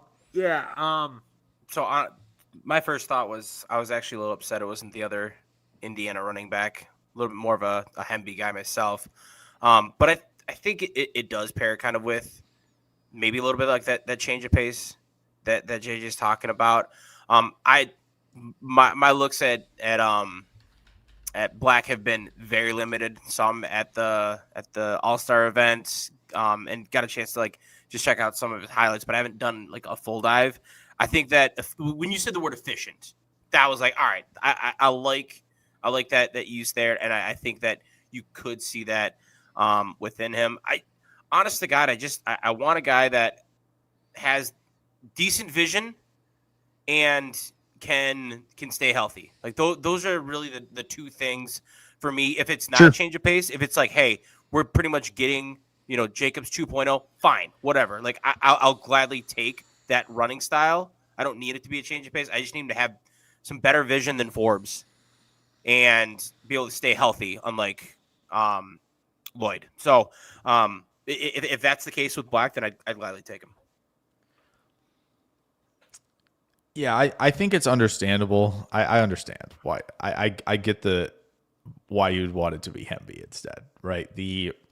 There is a definite difference between the two in terms of the lateral movement, right, and how they're able to set that up. Like Keelan seems just a little bit stiffer in terms of like making those slight adjustments while on the move. It just kind of looks more like. Because like I think there are times just even at second, third level reads for him where he is just kind of maybe doesn't see it quite as well because he is very much trained to be I need to get second level immediately. I'm north south. I'm not messing with the string it out, any of that stuff. And so like he's downhill. Oh, there's a guy there, and like you can definitely tell it like takes him a lot to start to redirect, and like if his process isn't ahead. Then it's kind of a serious issue where it's just like, yeah, he's pretty much going to run into somebody because he just really cannot get from a sort of north-south to east-west movement in the time you would probably want to see that. Yeah. As where with Hemby, it's kind of like, yeah, we could when the eyes and feet match up with him, my goodness, because he can be flexible. When he reads things out, it's really good because he has all of that flexibility, the horizontal, the vertical transition, all of that stuff. When that's mirrored and that's paired together, it's really impressive. But I do think if they want if Green Bay's still in that mode, we're like, hey, we want all this gap scheme stuff still in the mix here. We're going to get downhill in a hurry. Yeah, a guy who can finish through contact like that and pick up as much as he can, moving in that linear direction, totally understandable. If that's the type of player they're looking for, no question. And I think as long as Keelan Black, as he makes this transition, as long as he's a little bit quicker, maybe a half step quicker, stepping to his assignment, then I think he's going to be in really good shape at pass pro. Where it's just like because again, pass pro is still obviously a cognitive deal, right? In terms of like, okay, I know where this is coming, and then there's still a reaction element to it, right? That it could be different, the picture could change, but when he's the same size Aaron Jones was, and Aaron Jones. Aaron Jones' technique allowed him to absolutely stonewall some dudes. Right, exactly. Pretty consistently and reliably. And the way he plays through contact and that type of balance should be there as a pass protector as well. So it's like if he just trusts what he's seeing, I think just a tick faster we're in really good shape as a pass protector. They could have him out there. He could be the new Chris Brooks if they want him to be. That's totally fine. I'm good with that. I do think And it's I don't weird think when you watch him at the Senior Bowl in some of those receiving reps. I'm like, man, where's this lateral movement been? What are we doing here? Are you sure this isn't Hemby in the jersey? Like I was blown away. I'm like, this isn't the guy I know. So I don't know if that's something we're working on in the He was offseason. extremely underused as a receiving back. If he can win on option routes like Especially- that, oh my gosh! All right, so we need to get in the room. We need to, we're going to be more flexible. His If he last can consistently year- do that, then I'm not worried about which Indiana guy we're bringing in because I feel a lot better about it. Keelan's last year at JMU, he was turned into just a really nice receiver, and like you thought, like, Yeah, hey, that's this is the the other beginning of thing. something beautiful in terms of his receiving game. And then, Listen, did he even get like 15 targets don't know. his entire 2 years at Indiana? I don't think he did. I doubt it. He was. Now, I don't have like any concerns at all about his ability as a rusher. I love his vision. All right. I love his patience, letting the block set up, and like when you watch him in pass pro, and you're like, hey, I don't necessarily love the size. I kind of do love the size when he's running the ball because when there's like a small gap, he makes himself small and just shoots through. And that's like anytime I picture any of my favorite Keelan Black carries, especially like in the 2025 season, it's these ones where like it looked like there was nowhere for him to go, and he just squirted through a gap that he Yes. shouldn't have been able to find. So true. And I think that is something he's going to keep doing in the NFL. I think the JJ. All right, really quick. How many targets do you think he had 2 years at Indiana? I'm going to say like 15. 15. Okay, dude, have you I'm seen gonna the number? say- Do you know? I haven't. I was actually trying to pull it up. I haven't. Okay, I'm gonna go ahead and I'm gonna just guess 12. now it makes me think he's seen it because it is 12. Oh, is it? Yeah, it is. It is 12. He's a wizard with a crystal ball. Wizard. Yeah, it was 12, and that's I think he was just trying to price he his had right. 33 He was, his last year at JMU. he was trying to go closest without going over. That's Yeah, why you he go. said 12. Yep. It paid off for him. Also, I am 12. Could never go wrong. All right. All right. So I do have to leave. All right. Thank you, Newt, for your time. I appreciate you Now guys. we can party. You have fun. There we go. Hey, go as long as you want. I'll be very happy if I Okay. take a look at this the next morning and found that you got us like 700 watch hours on this stream list. Hey, that's what we're here for. Yeah, for sure. All right. All right. Peace Take out, you care. guys. Go Pack, go. See you, JJ. Okay, so I had a couple ideas, and I wanted to do this because I think it would be really fun because we've had some guests on, and it'd be really cool to see which guests. And JJ and I'll throw our names in there as well. We'll throw our hats in the ring. But to go through a mock and think of like, and maybe you think the predictive pick is Derek Moore. That's fine if we got to go that way. But to just traverse the picks and go, all right, these guys are available. I know it's tough. It'd be really nice to be able to traverse all of them. And then it's Right. like we might have a better feel of what 52 might look like. Yep. But that would take 2 hours. I've done it once, dude. I did this once a couple of years ago where I made chat pick the Packers picks, and I picked all of the other picks. We'll be here all night. It was I regret nothing, but it was No, I was just saying that sounds like was- a good time, maybe for another night. yeah, for sure, for sure. So yeah, I'll pull up PFF. We'll go through that. And yeah, I mean, we can talk through it. You can think, you can obviously, if you want to as well. I want this to be predictive. I want you to make your predictions, but you can also say like, if it were me, if I were the GM, I would do this. But Yeah. and then we'll move to what the predictive pick is. We'll do it that way. No, absolutely. Awesome. I was saying my board and Goot's board are probably not the same. Well, yeah, Goot doesn't like the smalls. So if you got smalls on the board, right? It pains me every time like D'Angelo Pons comes up. I'm like, next. I Unfortunately, know. Isn't that rough to do? It's like really is. it pains me. Yeah, that's so true. Like I do really wish that one of these times we could just lock him out of the building and just hey, like the small guy's pretty good, haven't you heard? And do it that way. But yeah, someday. One of these days. Yeah. Okay. There we go. All right. We'll get this on turbo. We won't. Unless you think Goot's gonna trade up, then we can have that conversation. I've done a couple for Cheesehead where like I'll trade up, and the Yeah. amount of backlash that I get from that, I'm like, whoa, dude, I'm so sorry. Like once again, like I've traded up for Brandon Cisse before, and I've just been crucified over him. All right, I apologize. No, let's just That's fair. no, All right. let's go We'll no stick and trades, pick. just go turbo. All right. Let's do it. All right. So let's see what we got on the board. Like right here. away, Abney's there, and it's like, man, I love Abney, but he's too damn small. Yeah. And so like that's not as there's your boy. I know. Let's check DTs just in case here. We got Halton, Orange, Jackson. I think Jackson is very Packersy when Okay. like you look at those measurables and everything. Measurables for Akis, sure. Akis to me is probably the one that screams the most. That's understandable. Just like I think what is he 262? He's got great length. He's a phenomenal athlete for the position. Like versatile player. 260, I was wrong, but 33-inch arms, 6'3" and 5'8".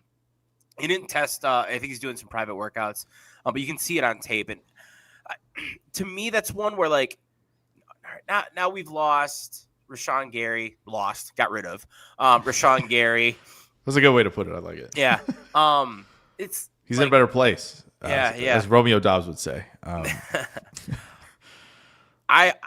For me, the way that Akis plays, can you go to cornerbacks real quick? Yeah. Just a little curious. I love Scott, dude. I love Scott so much, but he's just not awesome. a cover corner. He's a nickelback that's looking to take heads off. Yes, that's the one thing. I feel like everybody kind of avoids that discussion on Keontae Scott a little bit, where it's like, when he's moving forward, we are cooking with gas. But he is closer to a box safety than he is a true cornerback. Right.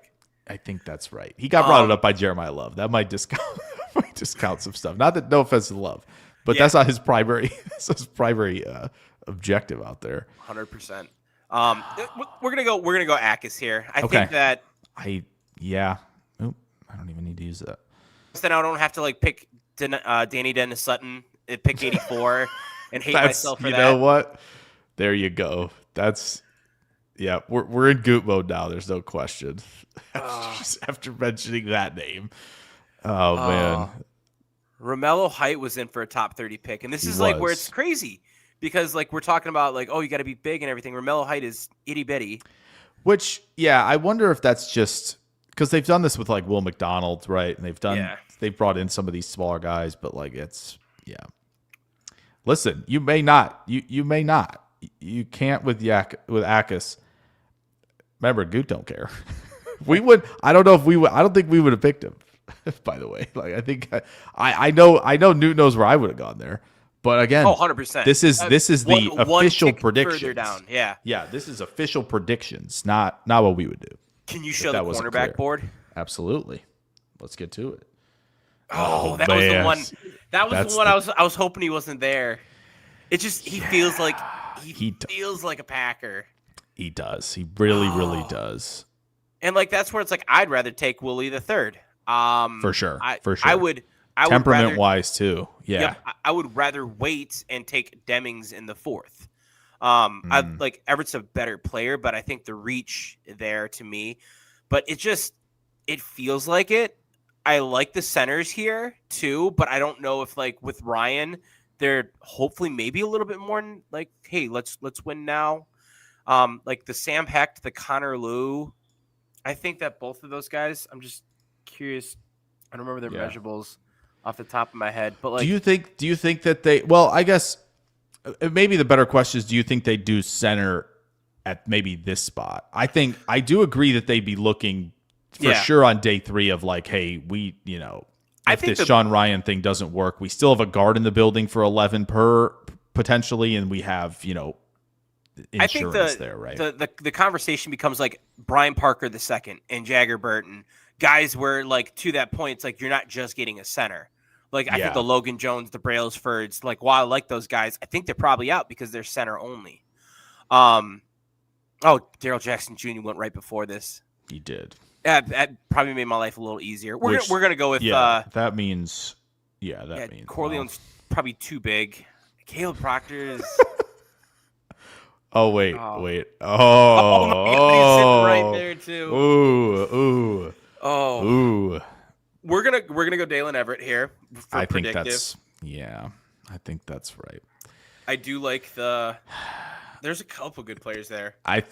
Listen, Adam, I think that I'm not going to speak for dude at 120, but you know, you never know here. It's another one of those guys where like if he's there, man, it's gonna be a conversation because I think then you're getting all three of those. But yeah, we'll go Dalen Everett go here. Dalen Everett. All right. Yep.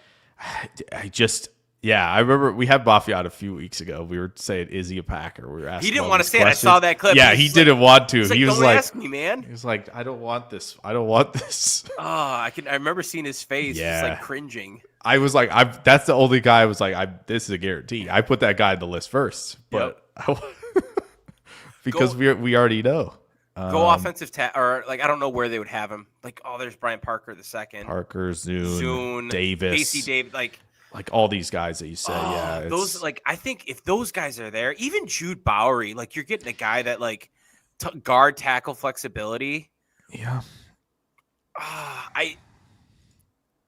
If it's predictive, they love these pass set boys. That's the problem. Like this gap is insane, and so them, it's crazy. I wonder how much that comes from like the way he was used, like playing both center and tackle at Texas A&M. I think that doesn't hurt. Yeah, I think that doesn't hurt. Where it's like, he's played the two toughest things probably. Yep. Oh, he can play guard, right? Yeah. They 100% think that way. They're like, he could just do that. Like, it's crazy. So, like, I like J.C. Davis a ton. Like, he's a top 100 guy on my board.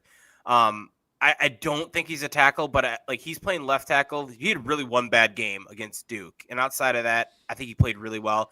A little bit slower feet. Kind of reminds me a little bit of who's the tackle that came out of Minnesota last year, plays for the Texans.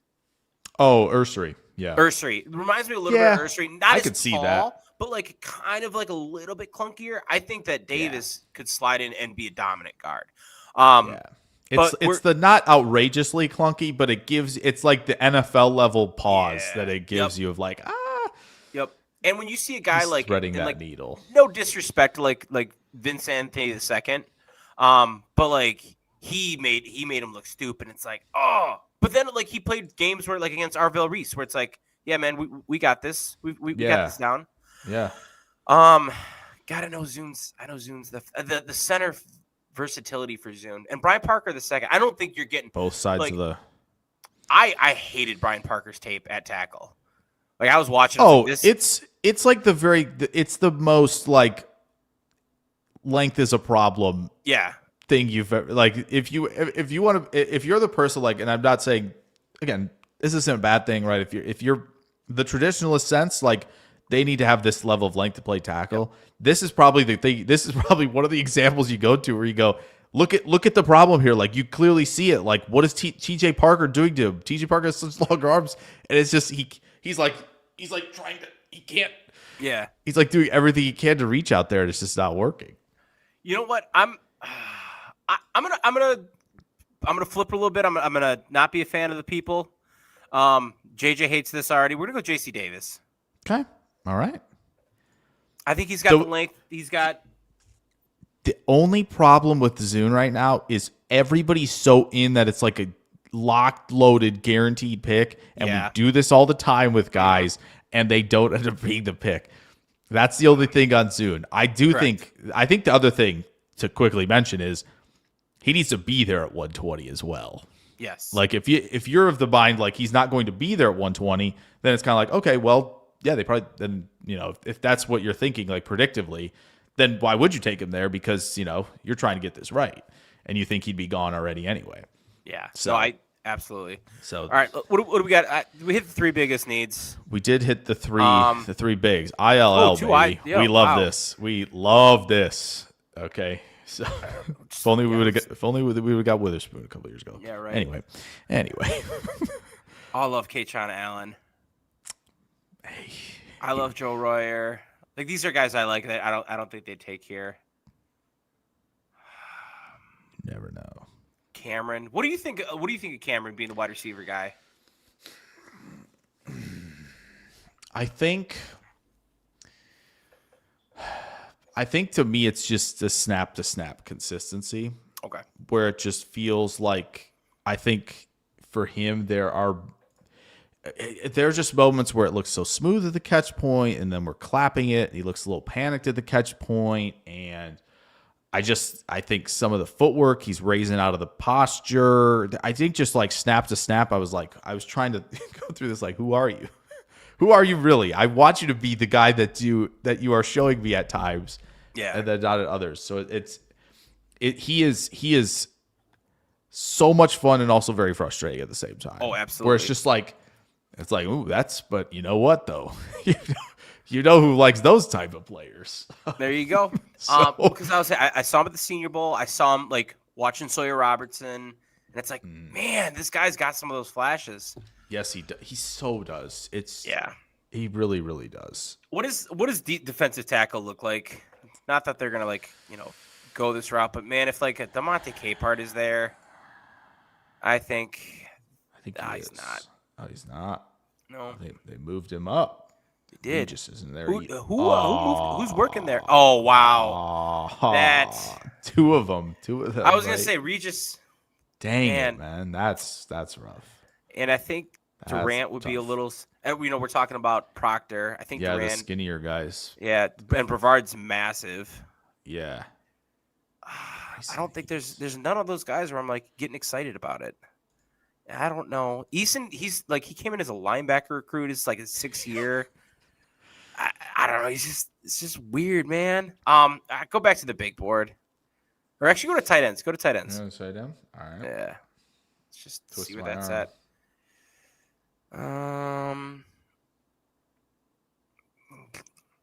Wait, I didn't. This is my level of sweet spot right Ooh. here. This is I just don't think he's going to be here at 160. I just don't believe that. I don't think so either. And I don't think it's happening. I don't know what this is. I think he's the most underrated. Yeah. Like, it's one of those things. And I'm guilty of it. Like, he's lower on my board too. But, like, he was so poorly utilized at Georgia. And I think he's got so much to offer. And I love his play. You know what? We're going Oscar up. Oh, it's going to be reach here. I'm going predictive. Yo, look at this. We're going Illinois predictive. and Georgia only, folks. That's the only way you draft a football team, all right? Illinois and Georgia. Oh, everybody's back in after passing on Zune. Everyone's back in. Yeah, I just think like, so I know we had the tight end conversation. You brought up, a lot of the guys. Like, I just. To me, I've separated them basically now. Of like, you're a tight end, you're really not. You're just a big slot, buddy. You're Mike Gesicki at best. And it's just like, I get it. Those guys are awesome. Like, if the Chiefs' offense was still in play, bam, yes, absolutely, let's do this. And the Chiefs might do it. They might take Sadiq at 9. And you know what? Cool, power to him. I trust Andy Reid. But like the way Seattle's playing, the way the Rams are playing, the way I want Green Bay to play, it's just kind of like, it'd be really nice to be able to put a guy in line and have Kraft be able to move to the flex where you could get him out into this stuff a lot quicker, where it's not like, all right, he has to be the guy there. Like, I would love... Because the others cannot do that. Yeah. Exactly. I would love 2 guys who could do that. Like, the Rams are just stacking bodies in that tight end room of like, we're just going to get guys who can mash, and hopefully Ferguson continues that sort of upward trajectory because he's got the frame to do it. But yeah, I would love to have a second guy in this. This is sick. If this would be the call of all calls. If you get these first 4, that'd be so awesome. All right, what do we got? Speaking of big slot, Koisel right there. Yeah. Oh man, this Zander guy is still there. Oh, Heidenreich is fascinating. Yeah. See, I wanted to put him in the G-Said TV guy's a receiver, but he was put in the running back, fullback. Yeah, and it was like, all right, that's fine. Last year we did the thing with Travis Hunter. We graded him both ways, but we'll just leave Heidenreich because it is a weird offense, and he was kind of essentially. I mean, the formations were really tight, so it's kind of like, is he playing? What's he playing? Yeah, whatever. But anyway, all right, Zane Durant is still there. As you mentioned, Zane Durant's there. I kind of like that. Not like enough to be like, oh yeah, absolutely. What's the IOL? No. We'll have both up there. Okay. Let's put both up there and see what we got. So Coogan, Durant, Brevard, Cooper, Eason. JJ's a big Gil Howard fan, but boy, he looks small. It's crazy. Born in Wisconsin. If he were just a little taller, didn't look like he looks like a linebacker sometimes. It's just he's 280. Gotta like Anya Deem too. Oh, there's an Illinois guy. Well. How about this? We got two of them. Man. We got Georgia and Illinois. We could keep the bit going for sure. Actually, go down a little bit though? Was that actually Jagger Burton? That was Josh. No, it's Braun. Yeah. Vandenberg would be wild. We know that they've been bringing guys in. We can take a look here real quick. Montgomery was a fun guy. Another Ty Montgomery would be hilarious. This is Iowa Joe's guy, obviously, because we call him Iowa Joe. Wheatgen's that guy for him. Yeah. We've got more Georges. We got Beatty's there too. That's right. We actually could do the whole thing. I mean, I would love to just to make it to be funny, but I actually be funny, I want to do what you guys had intended with the predictive. Yeah, I think TJ Hall they were talking to a ton, weren't they? I think that's right. I heard they were talking to him at the combine. How big? Combine. I think he's a little smaller, right? But he's a little. It's not egregious, right? No, it's they're 6'1", 189. Oh, that's Oh, he's thin. That's what it is. Yeah, he's just a little thinner. He's kind of in that Igbinosin, not super bulked up. We're gonna go TJ Hall here. I okay. Little conversations at the combine. We'll maybe hint, wink, wink. Yeah, rubbing some shoulders. Little TJ Hall. It feels like they're gonna try and double up. Yeah, I mean, I feel like they have to at least just at some point, which I understand. Push the room. Yeah, I understand. Especially, I mean, if the board falls that way, absolutely, please do that. But I think that I know someone was. I feel like it was in the chat here somewhere where it was like, we got to get trenches and cornerback right, which I think is right. Yeah. But also, we're not just going to take him to take him. But I do think there's. Again, I think we've kind of found. It seems like at least doing this so darn much. The sweet spot of edge rushers at 52 is just so good. It's so good right now. It feels like that's kind of where the board stacks itself. Yeah. All right, we gotta go to defensive tackle. We do. I got to see someone there. I love Anya Deem. Vandenberg, Jackie Marshall. Brandon, but Ball as well. Gusta. He's a guy. He's all right. Hold on. This might be Gusta. He was in my top 20 for the draft guide. Anya Deem's higher. He's 292 though, but he's got 34-inch arms. Yeah, that's crazy. That's he's got really good length. He's a gap shooter. Gusta's got short arms. Damn. I was thinking he had a good RAS score. He had a 9.2 RAS. Yeah, he does. 168 for his 10 split on his 40-yard dash. That's nuts. At 308 pounds. There's some upfield burst. Let's go Tyler Onyedim. The length I think is intriguing. I think getting him here would be a really good spot. I think he's being slept on a little bit. He'd be a guy that I would love to see go a little earlier because I think he's got some juice upfield as a gap shooter. I think he's going to struggle if you put him in a situation where he's really got to hold the point of attack, which, some people are like that. That's not what the Packers need, but I think this helps fill out the room a little bit too. Yeah. All right. Like that. So we've gone Big Ten, SEC, Big Ten, SEC, Big Ten, SEC. So you've actually kept a different bit going. Yep. Which I think is awesome. Which, I mean, it's essentially two super conferences. It's fine. Correct. Man, do you think Cole Payne's going to be here this late? This is I just don't think that's real. That's a problem where it's I think I've stretched on a couple Oscar Delp, TJ guy, TJ guy, TJ Hall. It's I've probably gone early, but I think they're going to go a little earlier where I don't think either of those guys. Ooh, I could go Altmaier. You could in theory. And that would be Chip Train. That would. Is one of our. Adam Randall's there. He is. Oh, So If neither one of the if like neither Kalen of the Black was Indiana. there. Yeah, I was Yeah. wondering if either of the Indiana boys. It can't have been that long ago. Oh, No, well, Hemby was right there's there. Hemby at 225. Maybe Keelan Black went a little earlier. Anyway, I'm not going to look for that. That's crazy. All right. This running is like back's this a might little be me strange. projecting a little bit. This is a little bit more of a my favorite thing. Malik Benson wouldn't be bad. Well, Anthony Smith, look at well, that.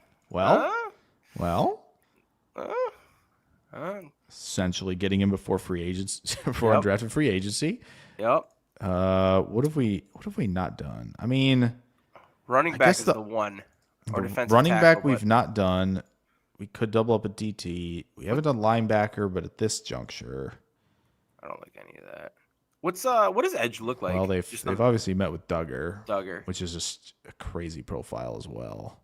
What's up? What are we gonna look up? What does edge look like? Ooh, double tip at edge. I'm gonna have to fan myself off again. Love that. Wiz Williams, big boy. Yep. Ethan Burke was okay. No. Williams would be the Little only bit one I'd look at, but we're Okay. gonna do this. We're gonna grab a running back. We're gonna grab Adam Randall. I think Okay. he's a guy that once again, this is like he's not gonna complement Jacobs in terms of like being that change of pace. He's gonna be very much like, hey, I'm 6'2", 220 pounds. I'm gonna run downhill. Very new to the position. Yep. Gives you some like change of pace for the return game though. So like you got Sky Moore out there running returns. Adam Randall's done it too. I've been liking that one a lot. I'd go Adam Randall here. All right. Boom. Adam Randall it is. Well, there we go. This Newt's official prediction, unless he comes on again and wants to revise his prediction. He can do that. That's fine. I like. We have a couple like, weeks, honestly, but, for a predictive you know, one, I like how especially the first four, Yeah. and then even like TJ Hall with maybe it's not at 201, maybe it's at 236, but Yeah. I like that. Yeah, I think we didn't go linebacker, but like again, I think a lot of this has been thrown out of like, okay, linebacker who we taking out, we're not going two corners, we're not going tight end. Maybe that's what people would rather do, go linebacker than tight end. Personally, I kind of wouldn't tight end. unless somebody's there that like really like in the mid rounds, like something unexpected happens. I don't know. They've been looking at some safeties. They brought the James Madison kid at safety. Like, it could get weird, people. It could get weird. You never know. But this is good. I don't remember if I saved this, to be honest, but I'm gonna do it again. Yeah. So there you go. I mean, There it is. would be fascinating. I think a lot of people would really appreciate the start positionally, at least with those first three. So yeah. I think that's pretty much all we got for tonight, unless there's anything you want to do here on any of these guys, maybe a little bit more that we talked about, or if there was anything else like prospect wise, prediction wise that you want to throw out there, or just, hey, I would take, how mine would go if I got to take them. I mean, yeah. if like kind of at the top, I mentioned it, like Lawrence, Akis, Moore, Zion Young. I think those are the four names where I'm like, honest to God, if one of those four is there, I'm happy with it. Hell, if three of those four are there and you decide to trade back, sweet. I think that's even better, just because like that, like you said it, it feels like where the sweet spot is. Yeah. Oh, it definitely does. For sure. Yeah, and I think again, I think the best part about this is we were doing that wheel on Friday, and it was like we take Georgia player on the wheel because I mean we know that's he likes going there, and the fact that two Georgia players appear on this prediction, When I wrote up I feel like they probably will. Kristen Miller for the fit with the Packers section, it was like God, who's the guy that they actually drafted last year? Not Stackhouse. Oh, Brinson. Yeah, Brits. It was so it was Devontae Wyatt, Warren Brinson, Nazir Stackhouse. It feels like there's a trend here. Hey, if you carry the G in college, might as well carry it in the league as well. Absolutely. So I that would be hilarious if it was. Kristen Miller with just that fourth fourth Georgia defensive tackle in 4 years. I think it'd be. Yeah, that's nuts. But I mean, hey, if that's what it like, do you think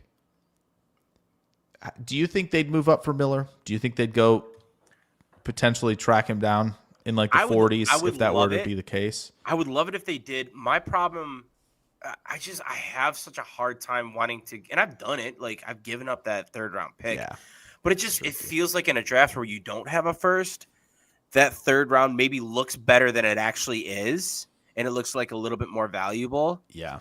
Where like if you could get away with giving up the 4th, like I don't know what like points makes it for like the 4th gets you to maybe like the mid 40s.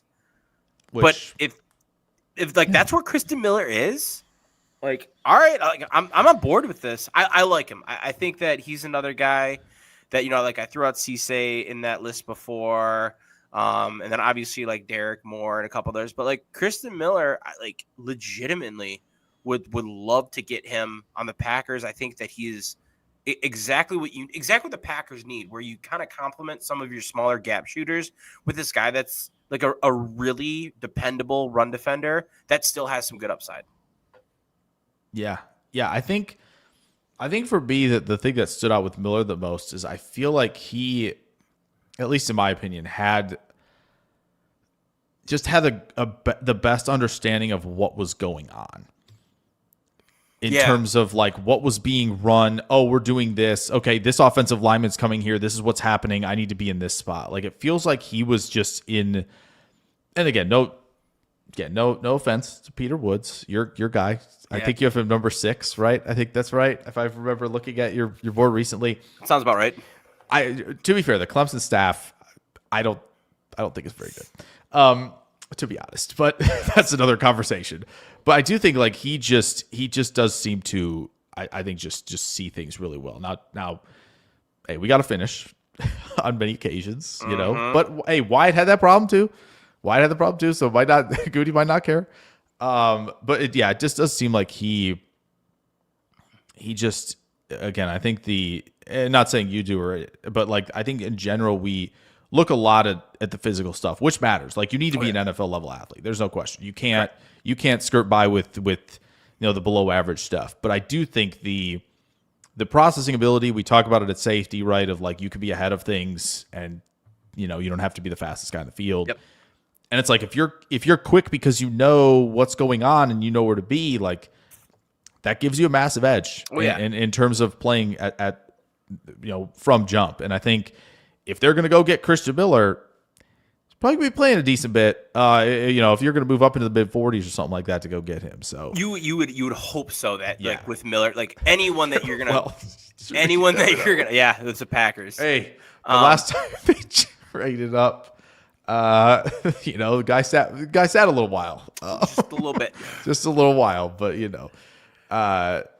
So I do think that they would see it that way. Where do you feel? We didn't talk about him, but because we're on the topic of the trenches, Lee Hunter.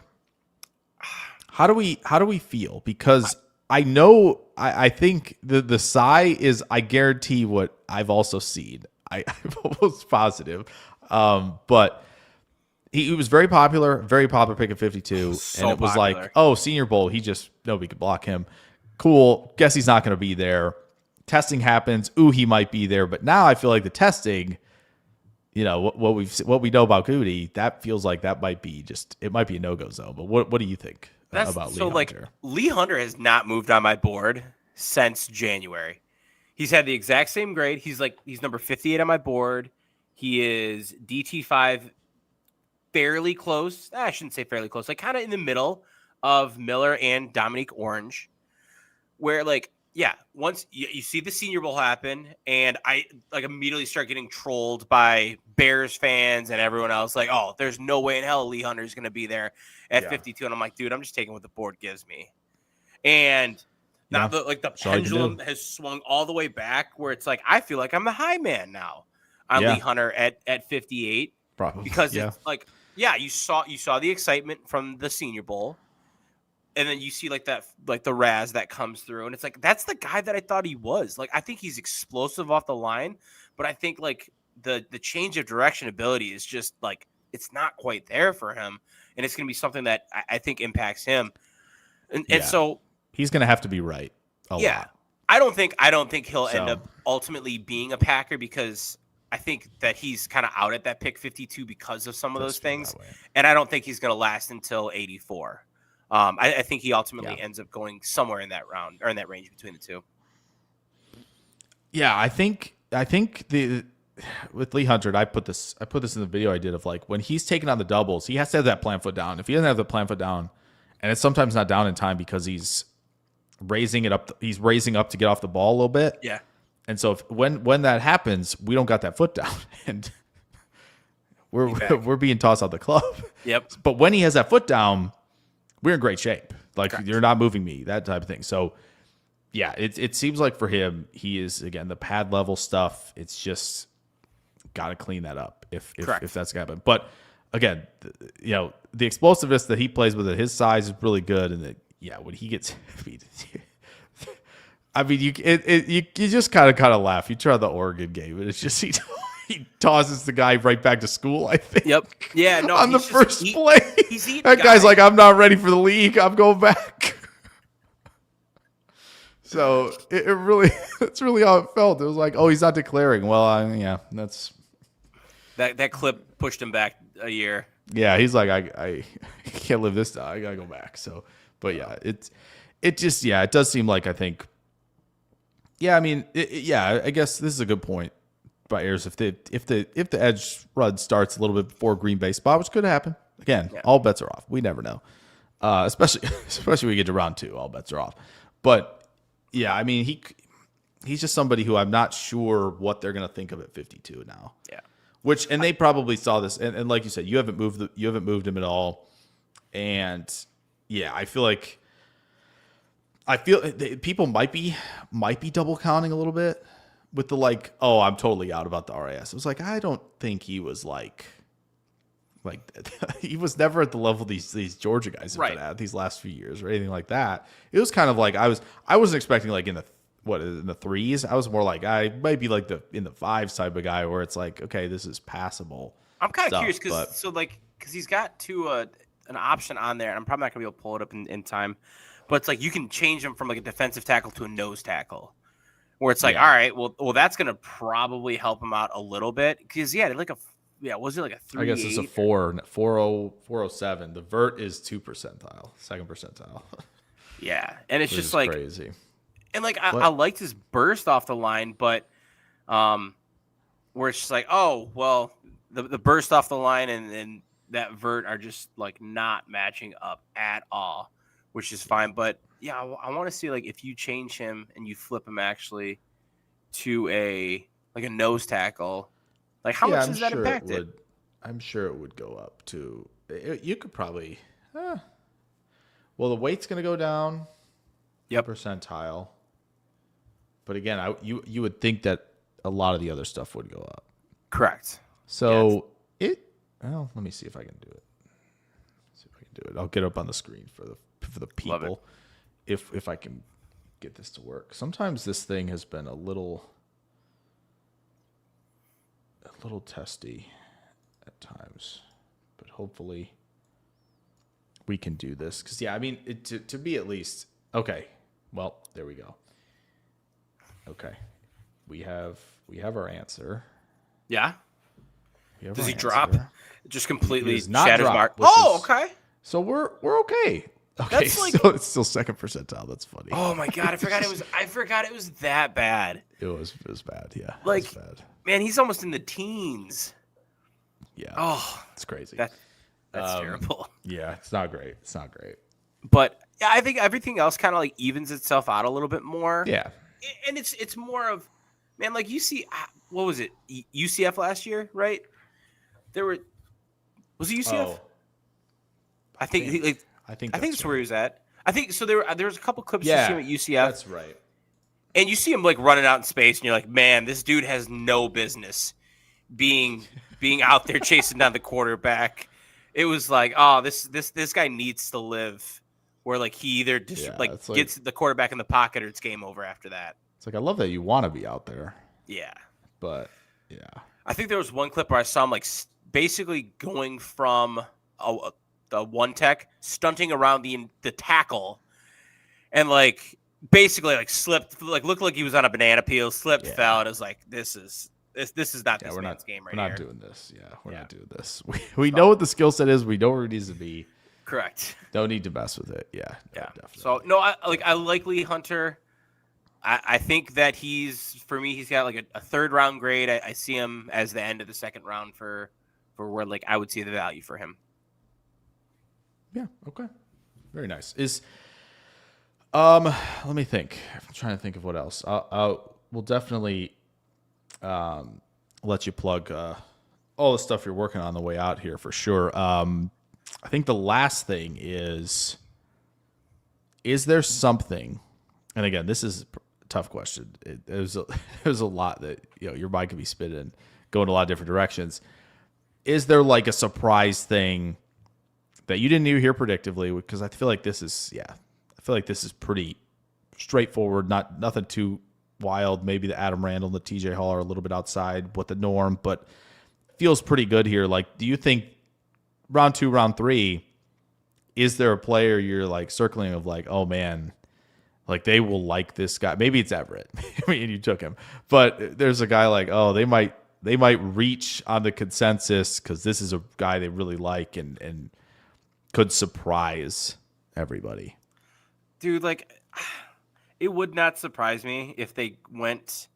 Number one, it wouldn't surprise me if they went like, I don't know, tight end or wide receiver with pick 52.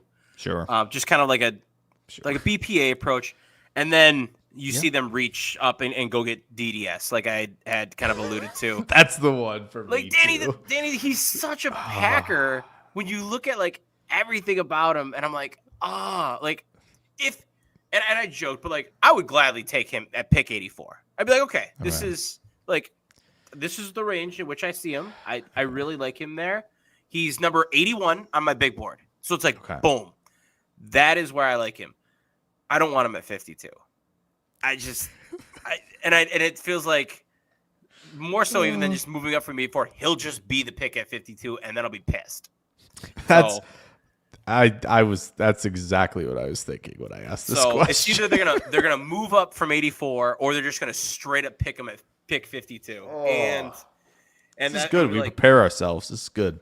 Yeah. No, like good. Actually, therapy, it would be therapy starts early. If pick 52, I swear to God, if pick 52 was Romeo height, I would lose my careful. Okay. I understand that because it's just like we're thinking of the axes, the Zion Youngs, the Dennis Suttons, like these are bigger guys. Like this is, I would just much rather be our Mason, man. I just much rather be, but Our Mason, like he's so good. I just wish he was just a little bit bigger. He's so good, and I know like the size is partly why he's so electric, but yeah, I get it. But yeah, Dennis Sutton's 100% the player I'm thinking of like, oh yeah, I don't think he plays like these numbers, which, it is what it is. Yep. I'll get over it. It'll be a great clip to get out of it. If so, it'll be a great clip if that happens. No question. But the Everett one will just kind of be the like, yep. I can live with it. Moving on. It's like, all right, we knew that was coming. That's so. Yeah, that's the one where it's like I've found peace with that one already. Yeah. Like once again, he's not quite there, but it's like, okay, we can do this. We need a cornerback. Everett, like the scheme, I can see the connection pieces. It's going to be more zone, more match. We're not going to man them up. We're not blitzing and manning people up. Like that's not 100%. Correct. So 100%. Yeah, that would be it. That's a good call out for like okay. Yeah. And you did it. So, we circle back on these after the draft, and that Everett at 84, could be a point in your favor. Well, I appreciate you coming on, dude. This was awesome. I know JJ appreciates it as well. This is a lot of fun. I feel like the chat kind of sends us in directions. We send ourselves in directions where we kind of do the mock drafts. We don't always go through the prospects as much because I think, we'd be here all night, which I enjoy, but, JJ has a bedtime. But, we really appreciate it. It was a lot of fun. It was good to hear about where you had some of these guys and at positions that I feel like Green Bay is going to be interested in. So, really appreciate it. And you have the floor. Please, please plug everything you got going on here as we're leading up to the draft. For me, the majority of my work once the draft guide got done was like, all right, I can actually take a breather now and get to do fun things like this, where it's like, instead of writing for 2 hours at night, I can hop on and talk ball. So you can, number one, check out the work that I put in and Jake put into the Cheesehead TV draft guide over at Cheesehead TV Patreon. Phenomenal work that a lot of different people were able to be a part of, help support us. And it's honestly an amazing draft guide, especially if you're a Packer fan. Aside from that, I do run zerotechdraft.com basically to post my big board and my mocks. And that's about it. But it is where I do put those out at. Both of those things, as well as the work that I do over at Cheesehead TV for their podcast, Wednesday nights on Mrs. Are Relevant. You can find on Twitter. You follow me at NFL_Draft_Weston. That is basically the collection of all of the content that I am putting out. But that's what it looks like for me. Leading up next 3 weeks to the draft, 2 weeks to the draft almost. Yeah, we're winding down to the wire. I will say, the draft guide, it's girthy, man. Like you could spend a lot of time in that thing reading it up, and it's really good. So for those listening to this, maybe tomorrow or watching this back, however you're consuming this, if you've gotten this far, definitely check that out. Make sure to check Newt out. He may be at NFL Draft Gandalf in the near future. Who knows? On Twitter, handles the changing. The handle might change. We'll let you know if it does, so you can find him. But thank you so much. We're gonna try this outro thing. I have no idea if this is gonna work at all. Can't wait to find out. We'll play out. You get to hear the music that we've put into oops, this is the wrong one. We got it. But we use this a lot, so.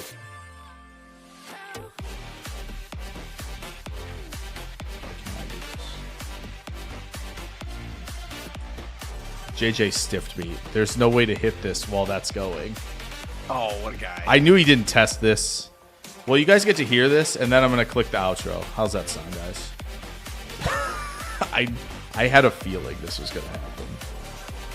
I feel like he kind of left us with that at the end, where he's like, oh, you know what? I don't want to be here if this outro doesn't work, which that's totally understandable. Well, it sounded cool, which it should, and I did test it.